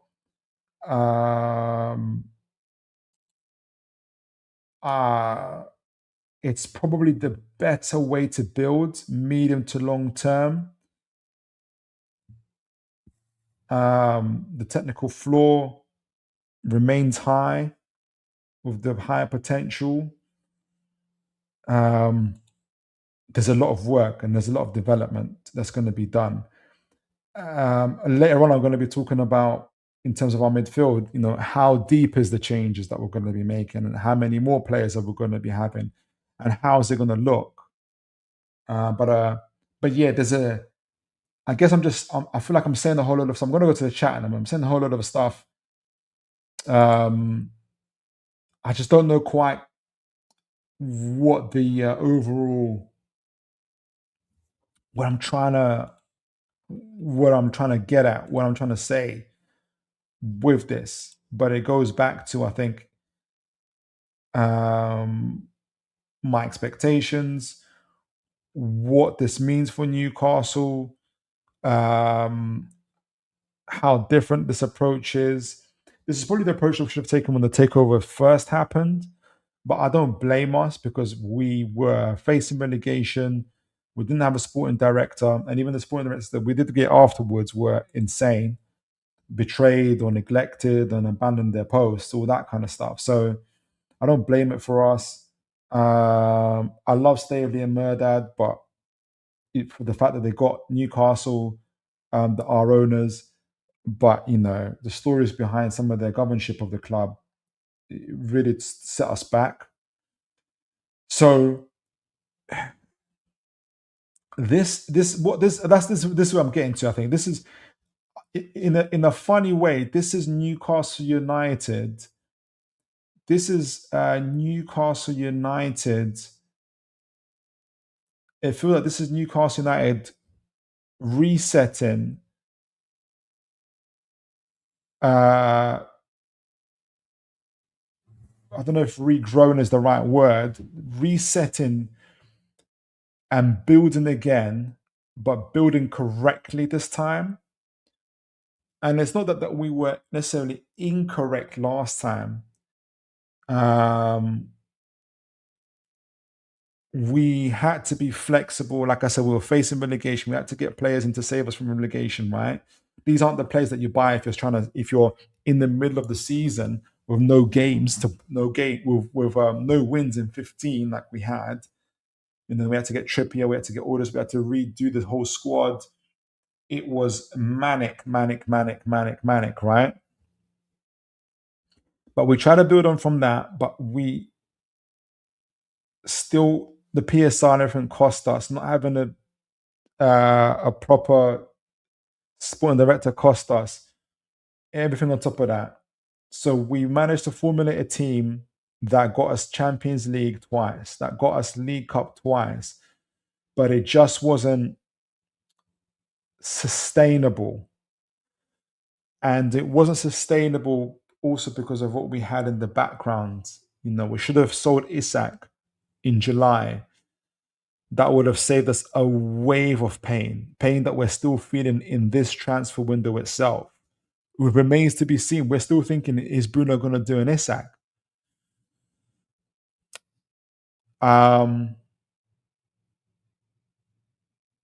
So throughout the club, there's a reset, and there is, the only way I can describe it, a professional memory.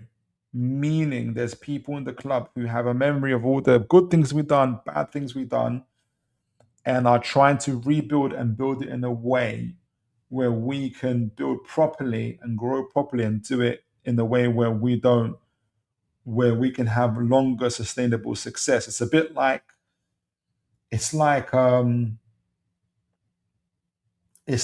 say for instance, you were as a professional. I'm so bad at analogies. I've got to improve because it's a bad example. But say for instance, you're a professional fighter, and for most of your years, because on talent alone, you were able to win championships and win titles. But you're in between training camps, you would blow up in weight, you would drink, you would spend, you would gamble, you go absolutely bananas in between training camps. Then when it's training camps, you would spend most of those training camps losing weight rather than focusing on your craft, focusing on being a better technical boxer, focusing on being a champion. You're spending half of those training camps losing the weight before you get to focus on those stuff. But on talent alone, you kind of got away with it for a time. You were still winning championships until you started meeting those opponents that just started knocking you out, and you started getting exposed for the fact that you weren't living the lifestyle inside and outside the gym. And so now you've decided to change your ways and not only be great in the gym, but also out the gym. You stop the gambling, you stop the drinking, you stop the women, and you're focused in and out the gym. And now you're redeveloping, you're regrowing, you're letting go of the expensive cars, the expensive women, the expensive, habits that you've had before, i.e., Gordon, Tonali, Bruno's, and you are getting back to training. You're getting back to sleeping early, still being focused in between fights, in order to redevelop and become a better fighter. You've kept the good parts, Eddie Howe. You've also put some good. We've also put some good people in your life that will help you focus. Ross Wilson, Hopkinson. we've actually got by the way, guys, we've actually got a sporting director who's been active in our transfer window, who hasn't done the runner before the transfer window, which was nice, or hasn't been talking to other clubs whilst he's with us. We've got a sporting director, we've got a CEO, and the CEO's situation is different. Obviously, God bless Darren Eales. He's had his last round of surgery as well, so there's no blame on the CEO and stuff like that. But sporting director, it's like I said, it's the first time we've entered the window with a CEO, sporting director, and manager, and a plan, and money to spend. But we've entered at a time where we having to quit the bad habits, and as a result of having to quit the bad habits and to having to reset our squad, reset our club, we're having to let go of some of the things that helped us even get those Champions Leagues, but and get into get the League Cup, and having to reset ourselves and to now we've got a second chance to be able to develop and grow quickly, but and grow not quickly, grow better and sustainably, right? So I'm not expecting, for instance, Bamba to be hitting the ground, plug and play. Bamba's going to take a year, 2 years to develop. So is Busmana. So is Stur. So is Ewan. All those guys.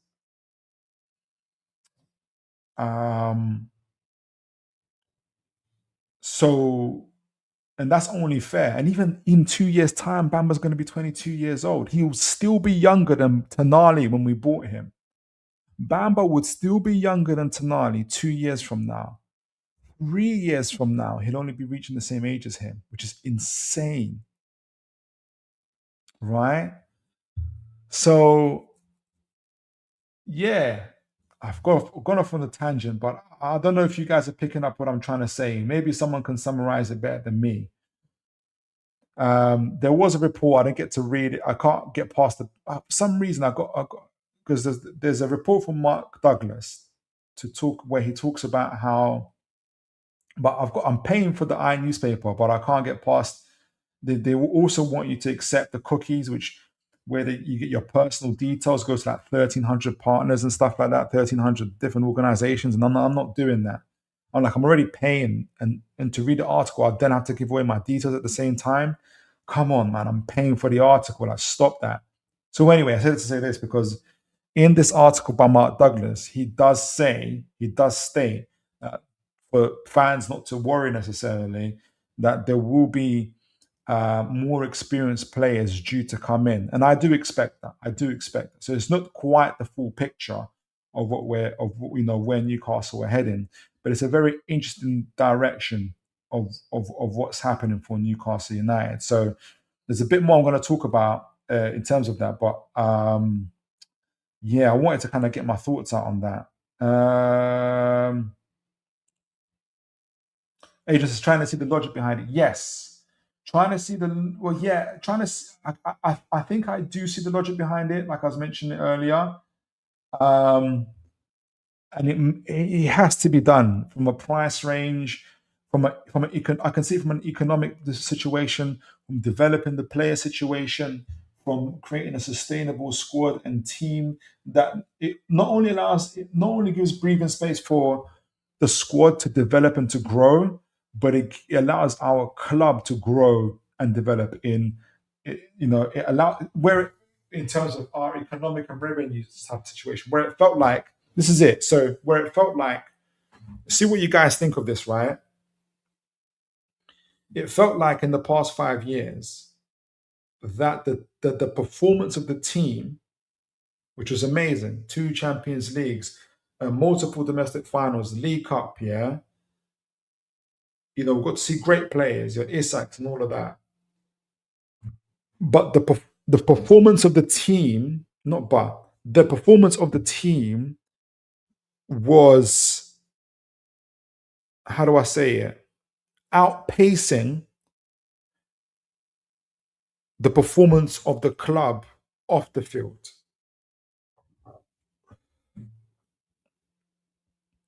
And what this meant was that, you know, we've had two sporting directors, now three.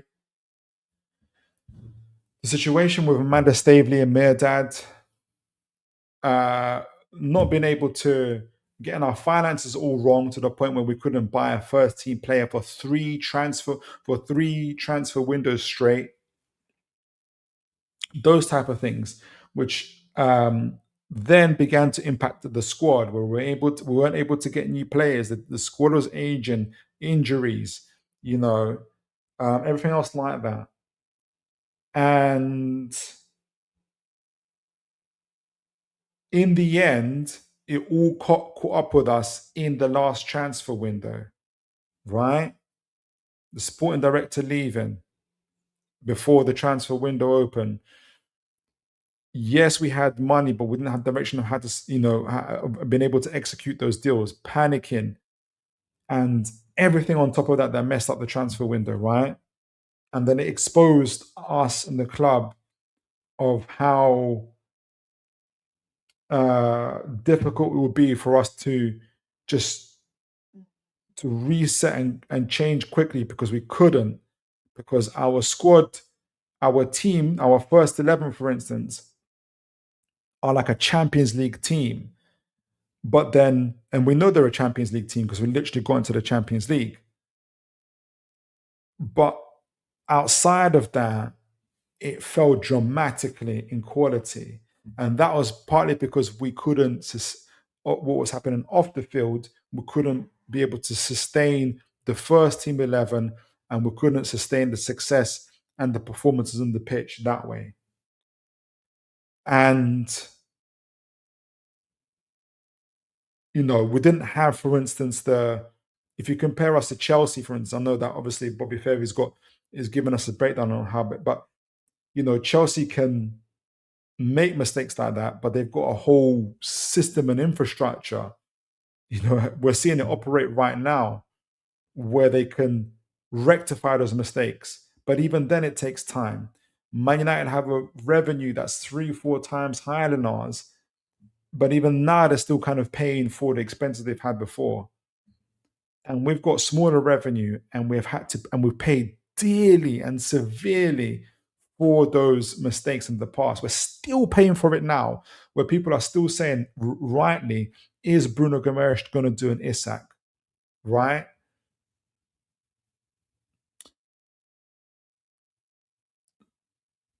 So now, in terms of what we're doing with the squad, we're resetting ourselves. Off the field, we've finally got a sporting director who's doing his best. I really do think, in my point of view, I don't care what the online people are saying, I don't give a monkeys. I think Ross Wilson is doing a very, very good job. I don't care about all the hijacks and all that nonsense.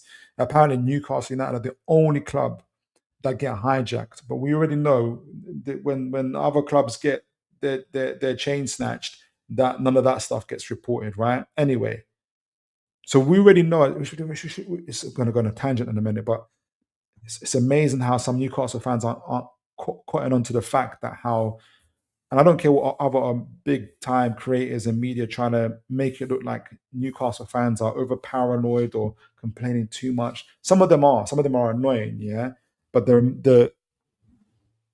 is a reality in the fact of how the media reports on Newcastle and how opposition clubs are using the media to get Newcastle players out. It doesn't mean that Newcastle haven't tried or haven't done similar things before, but nothing to this type of level of what's happened anyway. Anyway, so now Newcastle have reset themselves off the pitch.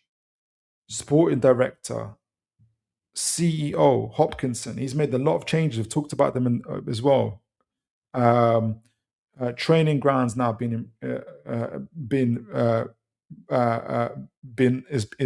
been built and been it's already been built and refurbished, right? The sponsorship deals are beginning to flow in terms of the knocks, right? So things off the field slowly but gradually are finally clicking into gear, right? And the player sales, like I said, we've already made about 240. Well, no, we've made around 170 million from the two players we've sold. If we manage to sell Bruno for 90 million, it'll be about 240, 250. I anticipate Willock will get sold as well on top of that in terms of wages. So now, just through those sales and everything alone, Newcastle's financial situation, and I'm going to cover Newcastle in depth a little bit more. Newcastle's financial situation, revenue wise, SCR wise. I know there's a report from the SCR when we got our fine, and everybody's saying we can't buy them unless we sell players.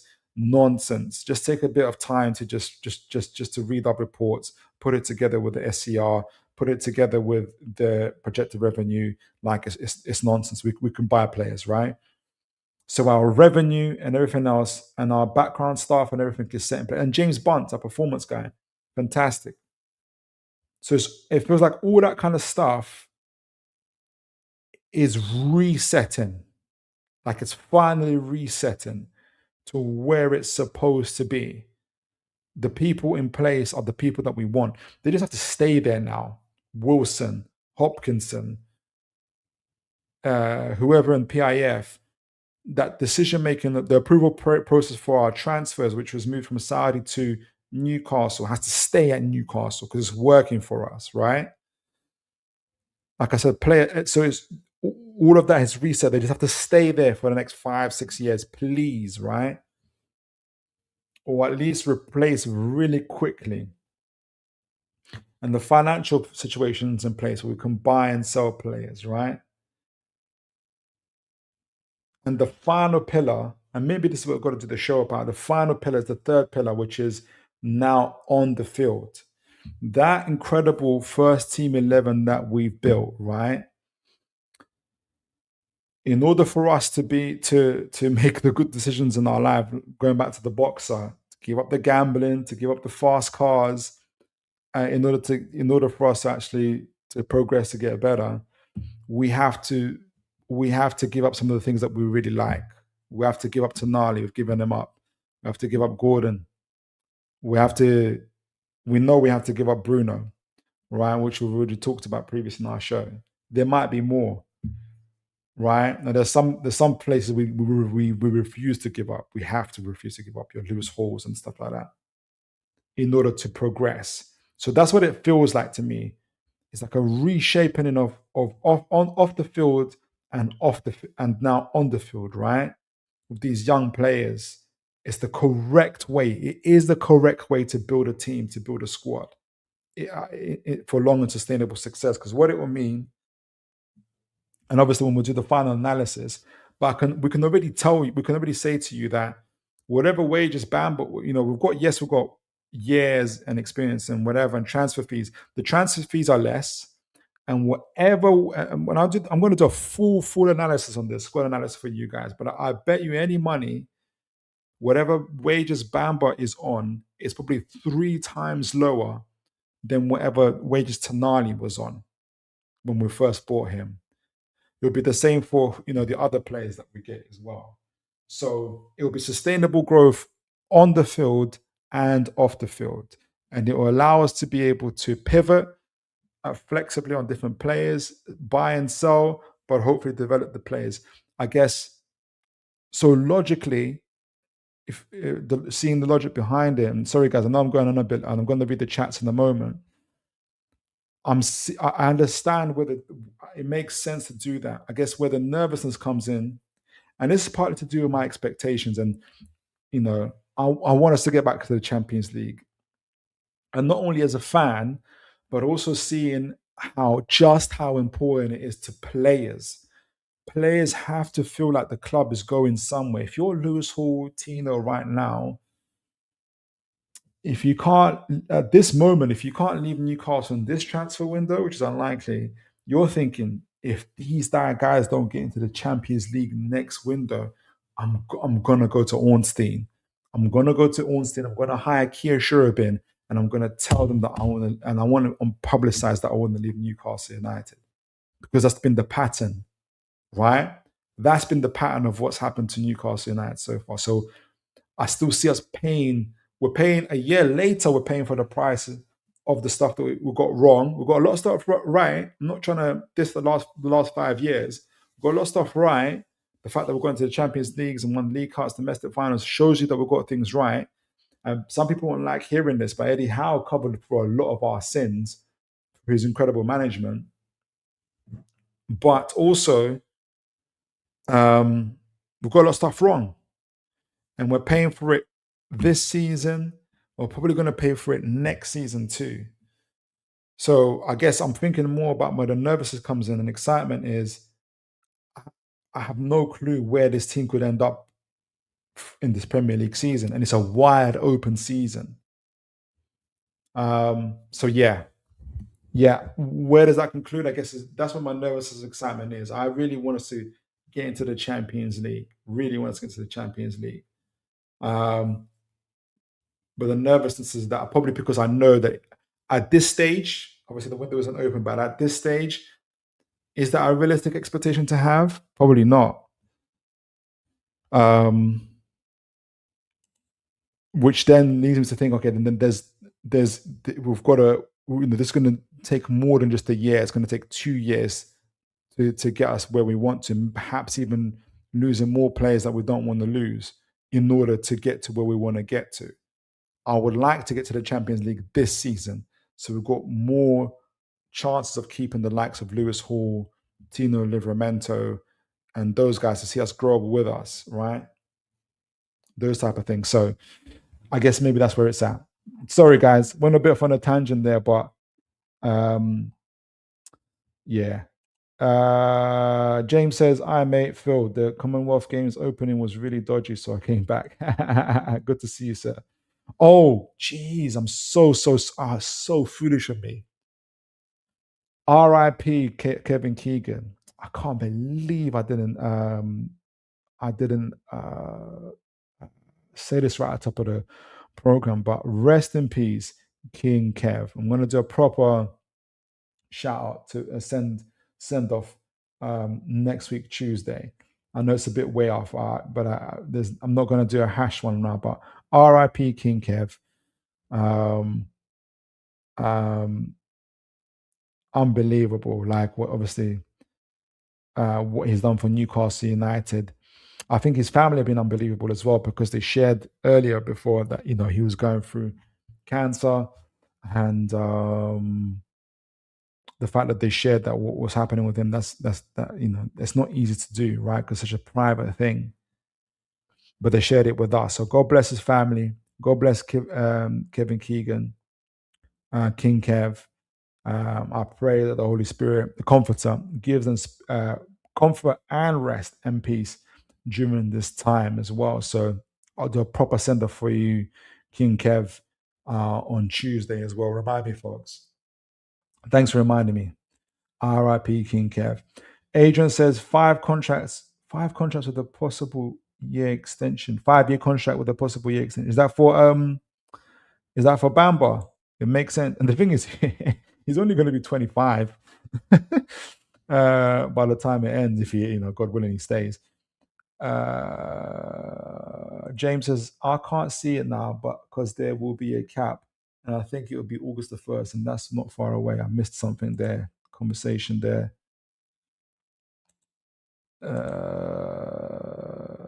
Yeah, we got Tonali with dodgy keys at this. Oh, exactly. There was that on top of it.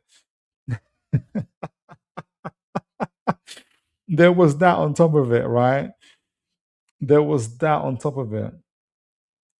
Adrian says, we're taking risks, but I don't think we have a choice. I agree. No, I'm not even disputing that. Absolutely. Life of Frollo says, Bruno is the advert for the new kit. Came out same time. Also said they are going to bid. The message on the advert says, this is our castle. Love it. Ian McKenna says, how will we ever think of a song for Bamba? Oh gosh, there's tons of ways. James says, it's funny how useful actually is. Oh, I missed that one. I missed that conversation there. Will Bamba be the new Gascoigne? I think Bamba will be the new Patrick Vieira for us. James says, if that makes sense. or the Patrick Vieira that we never had. James says you should be able to adjust it. I don't know why it would force you. Oh, I missed that. I missed that one.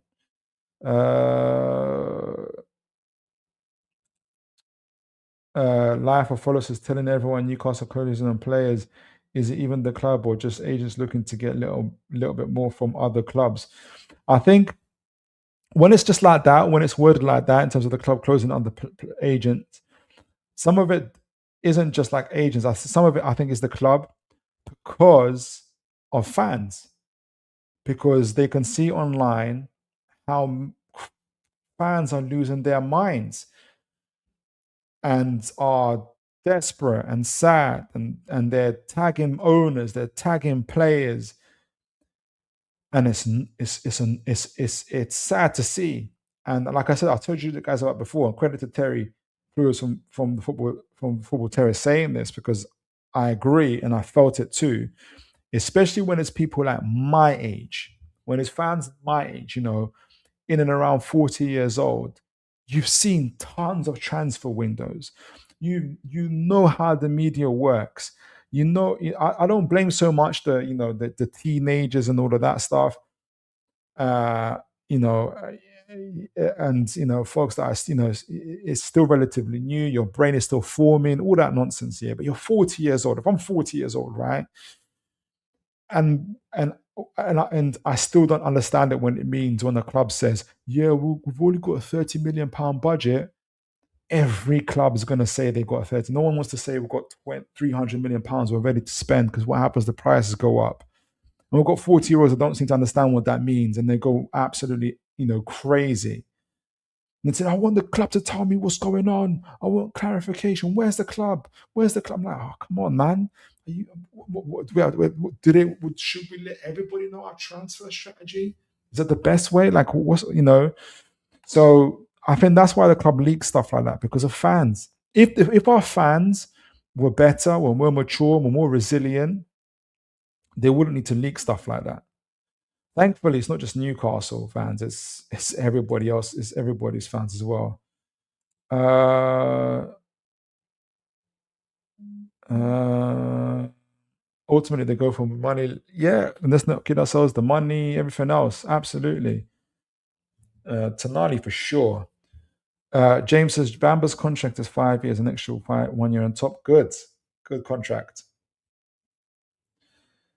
Ian says there is a difference in the new lads in that when they come to the ends of their contracts, our wage bracket will be exactly. That's the other thing. That's very good. Exactly. So our revenue and everything else will be a lot. Our revenue, even at the wages they're on now, Ian, I bet you any money. Like I was saying, Bamba is on lower wages than what Tonali was on. I bet you any money, right? Because currently, for instance, even Lewis Hall, who's similar age, is in about 50, 60K. There's no way we're giving Bamba 50, 60K. Probably 30, maybe 40, maybe. So exactly, by the time it comes to increasing their wages, our revenue will be far ahead in terms of being able to do that. That's exactly it. Adrian says a lot will have to click for us to get to Europe this season. A lot, exactly, and a lot will have to go wrong for other clubs. True. I imagine War Flags will give a hell of a send off in the Liverpool game. Ah, that'll be amazing. I'm so looking forward to it. Big up to my man Wilbur Jog. God bless you. Good to see you. Good to see you. Good to see you. Good to see you.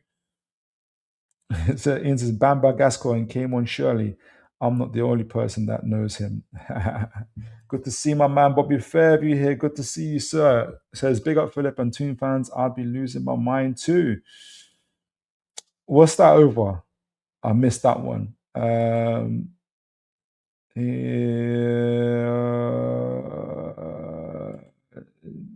Live or follow says, did you see what the Hull owner did about transfers on his ex? You should read it. It's really, yeah, it's funny. I saw, I didn't get it fully, but yeah, he just got fed up with it. That's Hull. That's Hull, and that's it. That you imagine. So he's getting tagged into numerous stuff. 40-year-old guys like me, though I don't do this, but they're like around the same age as me. just tagging him, saying, "Where's the players? What's happening? I want clarification." All that other nonsense, right? And he's having to he's just like, "Oh, okay, enough." Do you know what I mean? And there'll still be people. It's not enough for people. They'll still want more. What did you mean by this? What did you mean by that? Come on, come on. Like, please, please, please, like, stop it, stop it. But anyway, do what you want. I just don't. But if you're wondering why the club leaks stuff like this and says they're closing on players, it's because of fans. It's because of fans.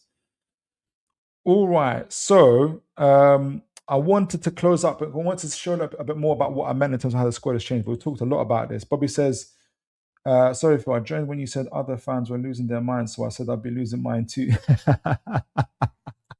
Oh, fair play. Warbojog says, Phil, James just told me you guys now have signed more players than Arsenal. I thought our friendship has run its course. Time to go check out a Bournemouth or Fulham. You would think that Newcastle are getting hijacked by everybody and signing nobody. And clubs are getting hijacked left, right, and centre. Who was up? Remind me, guys, who was after Crescencio Somerville, but Al Hilal got him? I forgot who was after Crescencio. Was it Man United? Somebody was after Crescencio, and Al Hilal came in last minute, but nobody's saying, "Oh, hijack complete." This is what we got. Do you know what I mean? But I'm not even complaining about Fabrizio doing that. I'm more complaining about our fans just not seeing how the game. I'm not even hating the game. I'm just seeing how they're not seeing how the game and how it's been played. You know what I mean? Anyway, I'm running a bit out of time, but I wanted to update a few things and go through with you guys before. I'll give it another 10 minutes and show you what I mean. Okay, so that's what I'm in terms of the players. All right, so make sure you guys can see this. And you can. Okay, so we did this before. We've been doing this since January, I think it is, even 3-4 months ago. And I know that we've done it 3-4 months ago because literally it's on my YouTube. But I hope this is the right one. No, I'm looking at the wrong one. Hold on. What can you guys see? Which one can you guys see? Which one can you guys see? Got too many PowerPoints up. Hold on, I'm just double checking I'm on that you guys have got the right one. Yeah, you do. Okay, so low, medium, high. Obviously exits, Tonali, Gordon, a few others, Trippier, what do you call it, Matt Target. And I've got Mr. Bruno Gomes literally between high and exit, very much ready to go. I've got Willock on high. I won't get a chance to go through the X account, but there is a lot of Turkish media outlets, not a lot, but there's Turkish media outlets talking about how Willock's representatives are in Besiktas, and they've agreed personal terms with Besiktas, and how essentially now the clubs are discussing fees. Besiktas have been a bit cheeky and they're offering between 6 to 10 million, where Newcastle want something between 10 to 15 million or 15 to 20 million, something along those lines. So once that fee is agreed, Willock will go. So that again, we're going to go back to our midfield in a moment as well. I've still got Voltamado on medium and Wissa on medium and Livramento on medium. I've had obviously Livramento's gone from high to medium, but I think if Bruno leaves, there's even a less likelihood that that Livramento will leave, isn't it? Because you're just being insane now if we're just going to if we let him go as well at this point. So it makes less sense. Plus, he's recovering from an injury. There was some German outlets saying that Voltamado will leave Newcastle, but I haven't seen more from it, so I've kept him on as medium. I do think Newcastle are going to look for a striker, so Let's see how that goes. On low, Joe Linton, though there was news from a Saudi outlet. Let me see. Can I get it on? Is it on here? I know the NUFC blog reported on it, but there was a Saudi outlet. Uh, there was a Saudi outlet. Yes, so there was a Saudi outlet talking about him. So let me just take this off quickly. Stop this. Let me show you, which is super. If we sell four midfielders, it would be mind blowing. But so Ash Harrison via NUFC blog is reporting on the reports from the Saudi outlet talking about how Joe Linton has been offered to Saudi Pro League clubs. Bold claims from Saudi journalists. So what the Saudi journalist is claiming is that Joe Linton has been offered to 5 Saudi clubs. According to Al Zarani, Joe Linton has been offered by Newcastle United to several Saudi Pro League clubs with differing results. And what he says is exclusive. Brazilian Joe Linton, Newcastle's pivot, is one of the names presented to the recruitment committee. The committee in turn presented him to the clubs. Al Hilal and Al Nasser showed no interest. Al Ali, Al Al-Ittihad, and Al Qadesh are waiting. So there's 3 other Saudi clubs. We're still waiting for a response from them. Now he thinks he's hoping that there's no truth in this. I think there's truth in this. He's also 28, 29, 30.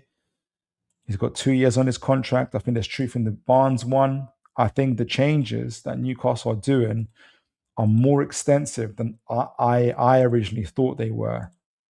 That's the other thing I was trying to say as well. So Joe Linton, I'm going to move him up to medium. I'm not going to ignore reports. Oh, Jacob Murphy. Also, we've seen the reports on Jacob Murphy that Everton are interested in him, and that is a move that could happen as well. And again, similar profile to Joe Linton. He's what? He's what? 30, he's in his 30s. He's got 2 years left on his contract. It's the highest transfer fee you can get for him at this point of view as well. So again, more there's a lot to go on. Osola isn't going anywhere. Shah isn't going anywhere, and Gillespie isn't going anywhere because they've all been so they can stay. I need to find Lewis Hall. I can't find Lewis Hall. I should have had Lewis Hall here. In fact, let me get a quick pic of Lewis Hall while I'm on here. Images, Lewis Hall.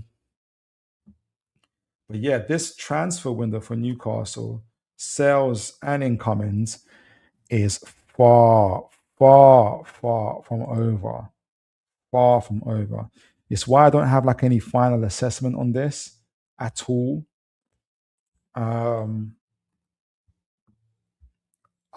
We can only kind of talk about and describe the emerging picture. But this is again, with the younger players coming in, the likes of Lewis Hall, who I've heard good things about in terms of his like approach to Sean Sturr, looking after him and that.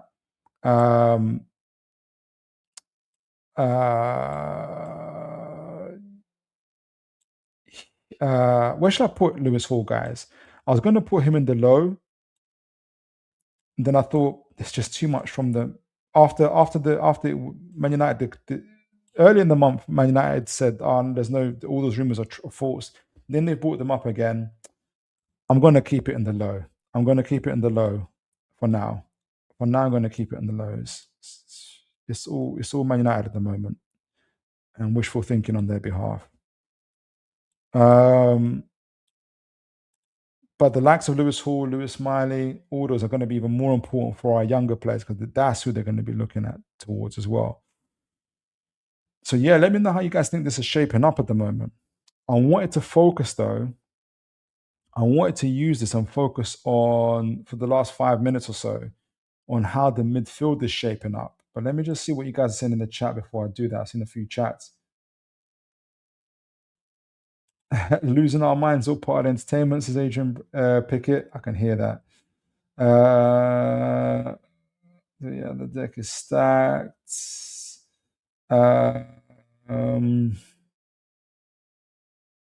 Willock will go into a high now. Yes, I absolutely agree. Did I put him in the high? Yeah, he's in the high. Yeah. So James, you think he's going to go? Yeah, as well. I think it will be sold in January 7th. Try it. I'll be good to see my man Andrew here. God bless you, sir.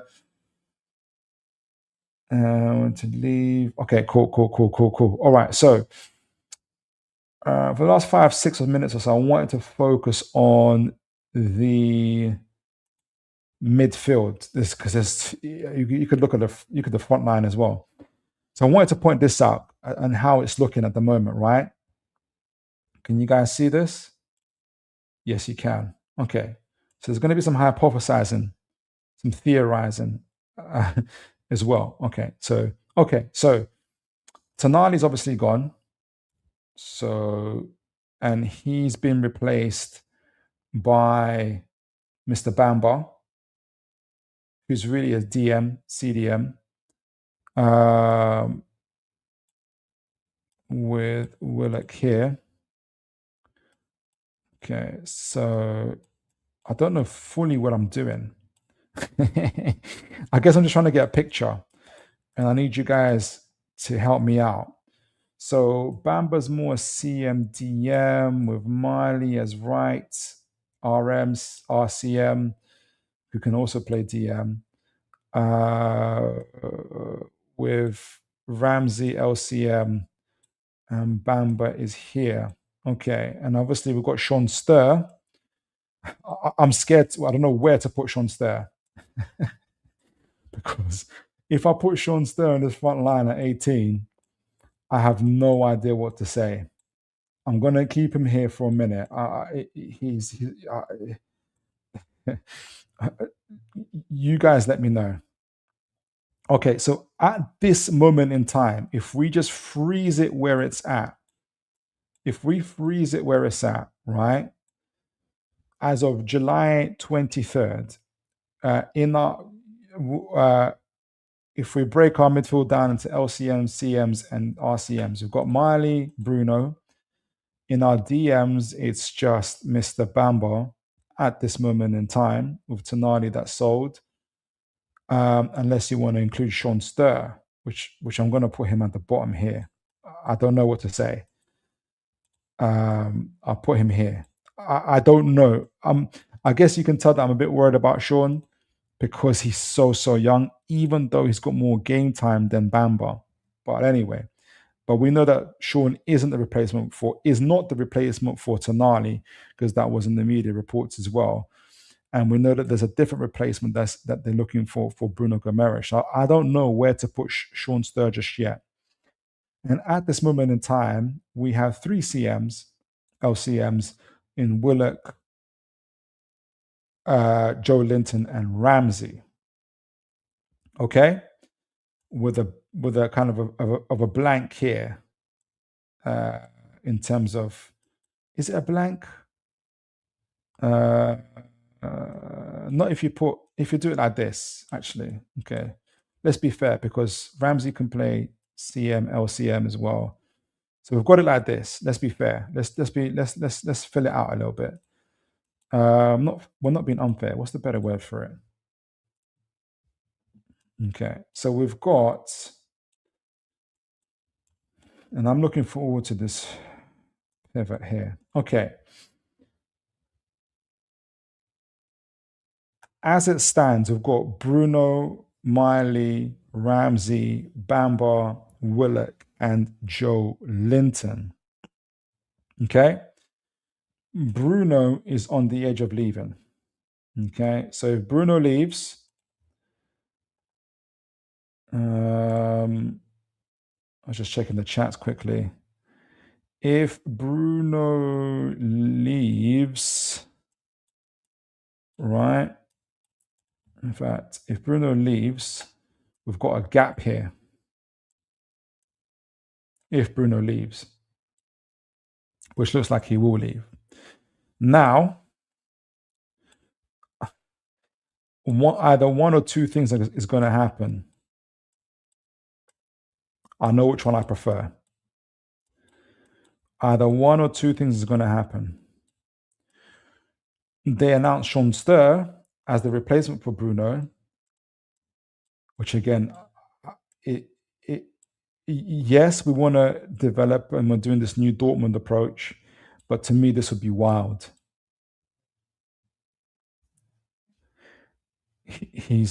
Sean Stir is still cramping up doing 90-minute games in the Eredivisie. He's not ready for that. So if he's not the replacement for Tonali, he cannot be the replacement for Bruno either.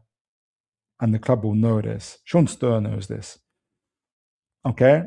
So, but I'm just putting it out there as an option that could happen, right? I feel like I'm saying I'm being quite downbeat on Sean Stir. I'm trying not to be, but it's not the outcome I'd want. And I think it's the least likely outcome, but it's out there. The other alternative, now we spoke about Danilo before, and obviously Newcastle are still linked to Danilo. But the other alternative and demand that we have actually bid for, that Newcastle United have actually bid for, is this man, Mr. Bergvall. Now, Mr. Bergvall can play across the midfield as most of our midfielders can, right? Bergvall, Miley, Ramsey, Bamba, Willock and Joe Linton to varying degrees, though not as technical as these four young gentlemen, right? And it makes the Bergvall move, Bergvall Bamba pivot, that'd be crazy. But it makes it even more likely, right? It makes it even more, it makes a lot more sense. Bergvall's obviously more of a carrier, more of an 8, but he can also play in a double pivot. Miley, very similar to kind of Miley, though Miley's more of a controller. So you can see the technical aspect and flaws. It's getting really excited, actually. Bamba, Ramsey, Miley, Bergvall, super young, with Ramsey actually like the veteran amongst them, 24, 25 years old, right? In between these four, right? So the other alternative is that the deal for Bergvall could be done.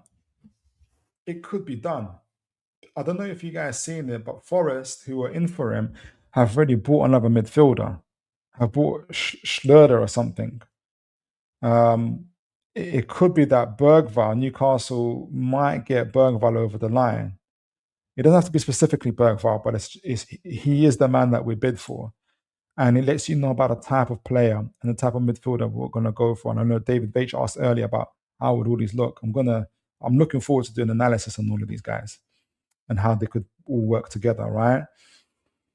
So Bergvall could indeed be the actual Bruno Gomes replacement. Bergvall. But there's more work to do. Willock, who's currently in Besiktas, he could be sold, right? And the clubs are looking for a fee to be agreed upon, right? The other one, the whispers that have been talked about, and it doesn't have to be these players specifically. If you're saying it's not going to be Bergvall, it's going to be Mateus, fine, cool, whatever. I'm just trying to build a picture of in this case, what the midfield will look like and how it's emerging. It could be different, and I think it's going to be the similar profile of players. It might not be these specific players, but be very, very similar profile of players. And in the case of Bergvall, who's 20 years old, just like Bamba, who's 20 years old, we've got Mateus Mane, who's 18, 19 years old, who we've been linked with before. And again, rumors are beginning to swirl around him. And he's more of a left-sided midfielder who can play centrally as a number 10 instead of Manzambi. Remember, I was looking for that Manzambi. So if Willock goes, I think Manzambi was meant to replace Willock, and it'll be the likes of Mateus Mane, who's got a very similar profile to Manzambi, who will be playing, right? So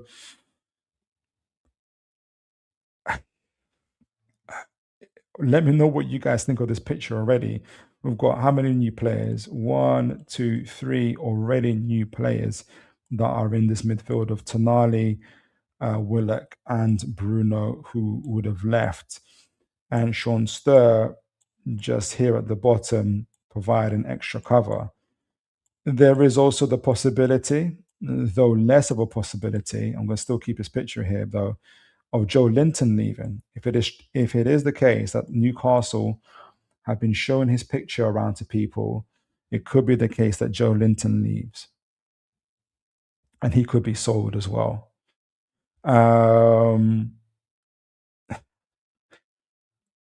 Could it be that in fact it's Sean Sturr that is here to replace Joe Linton? Um, uh,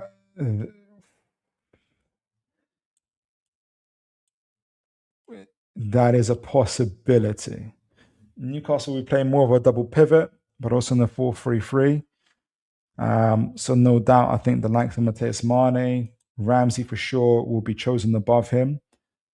But this could be something that Newcastle. This is the final boss section, right? This is where if all of these cells go through, what it looks like of only Ramsey and Miley as our veterans who are hanging around. Now we have to keep in mind that Danilo is who Newcastle are looking at. He's 25, 20, 24, 25 years old. That could be the extra experience rather than Sean Sturr. So to be mindful of that. But it's an interesting thing. I just wanted to put it out there. Very young, very mobile, but I really like, if we do get Bergvall through, for instance, our technical floor is very, very good with Bamba, Ramsey, Miley, Bergvall, but also Mateus Mane, who'll probably be the number 10. But let me know what you guys think about that before we wrap up the show. Very interesting where the club could be going to is what I'm saying. Very, very interesting. James says, I didn't think Wood would ask anything than 90 million for him to leave. Who? Okay, I missed. I think you might be talking to somebody else. Andrew says, we might need a bit more experience that midfield than Bruno grows. I agree. Danilo probably makes more sense.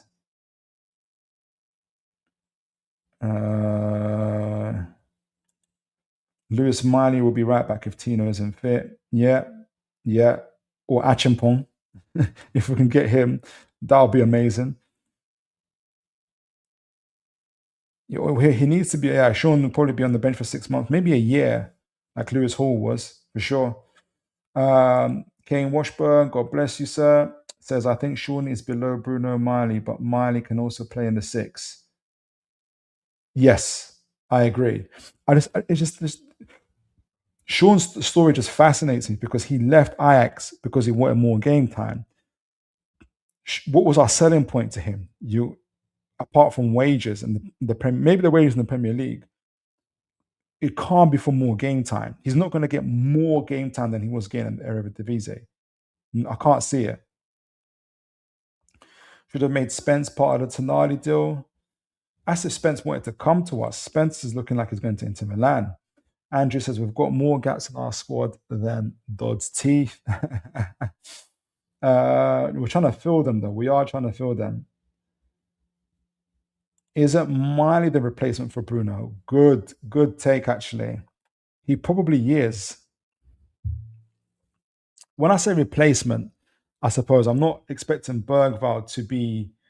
So yeah, so I'd say maybe Miley's replacement for Bruno, but Bergvall is taking Miley's spot, if that makes sense. So in that way, yes, absolutely. Miley was exceptional at 18.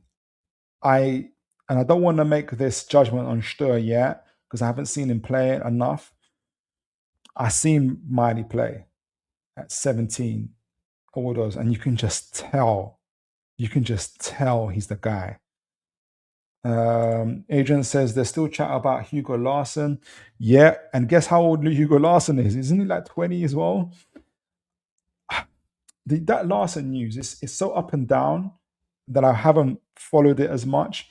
So some outlets are saying, yeah, he's definitely leaving. Or they'll say he's definitely leaving, but not to Newcastle. Or he's definitely leaving to Newcastle, but he wants to stay. Or he's definitely there's just, and I know that that's typically transfer windows, but this one's a little bit. It's too sporadic for my liking. It says Spurs want to pull our pants down because of how much we made for Sancho. They would, but they also have to be careful. The player wants to leave because he's not getting game time, and he's not going to get any more game time this season. So this is probably the highest premium they can get for him at this point before it could go the other way. So they have to be careful. I would prefer Hugo is the more likely to happen. Hugo over who? Let me know, James. What's happened to Arthur Arta? He looked to be ideal for us. He's gone to Fiorentina. I think he's gone to Fiorentina. He has gone to Fiorentina. Andrew says, are you thinking Sean Sturt won't start because of his age? He's capable of playing in our team. Yeah, because of his age, but also because of scouting reports. Even scouting reports said that he's finding it difficult to finish 90-minute games without cramping up. And that's in the Eredivisie. What's going to happen in the Premier League? So I definitely think he'll be part of the rotation. I don't see him as a starting player, as the first man in that pivot or in the three. I just don't see it. James says, I still think out now our midfield and wait and see. True. Wobberjog says, Phil, I went back to the start of the stream. I need NUFC to hold out for 118 million and one above the Rogers deal. I need Burr to the 100 million spinning plate banker out of the club trying to sign 29-year-olds for 18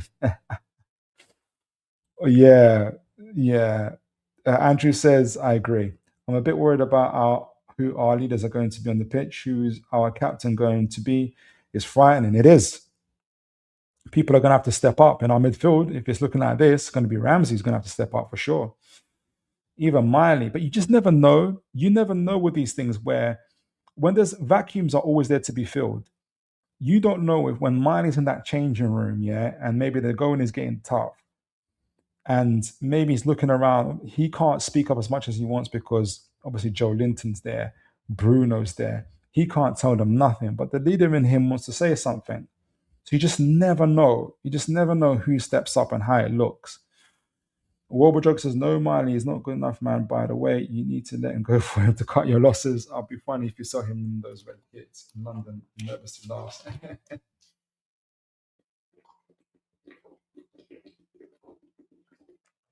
Miley is the leader of the new generation at Newcastle for sure. All right, guys. So, James says, what are the same about Bruno was have cap like to have in August? If nothing happens by then, he will go into prison full. We'll sell him. He'll be sold. I think he'll be sold. Dan Burn will be club captain. Makes sense. All right. So, folks, what an incredible show. We ran into 2 hours, 28 minutes. Absolutely phenomenal. Loved every minute of it. We talked about the Bamba. No, excuse me. First of all, talking about the Bruno transfer bomber.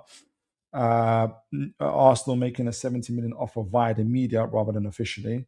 And all the intricacies around that.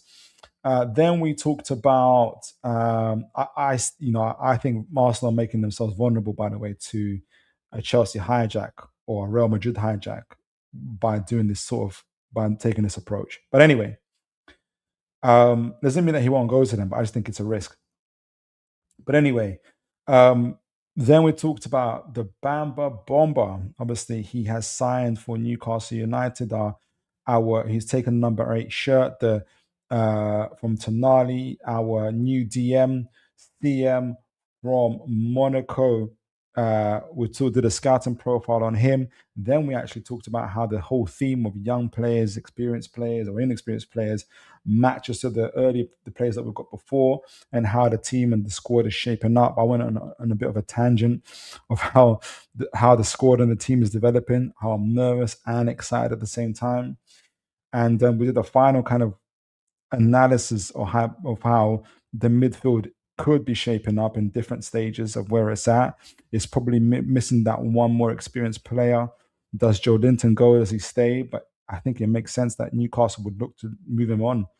He's got 2 years left. He's in his 30s, just like Barnes and others and Murphy's. I think Newcastle are looking to move them on, and that's going to be a drastic change to the squad as well, to the team. So, but it's a good one. And that's why I'm nervous and excited at the same time. A couple more chats. Andrew says, can we ask Arsenal for 70 million plus a right back? I think Chelsea got a great right back in Achimpong. Oh, but just, oh my gosh, don't threaten me with good times, Phil. A double Chelsea hijack with a banker as our SD that could lead to our sacking. Absolutely. But you guys have been absolutely phenomenal. Thank you for your liking, your sharing, subscribing.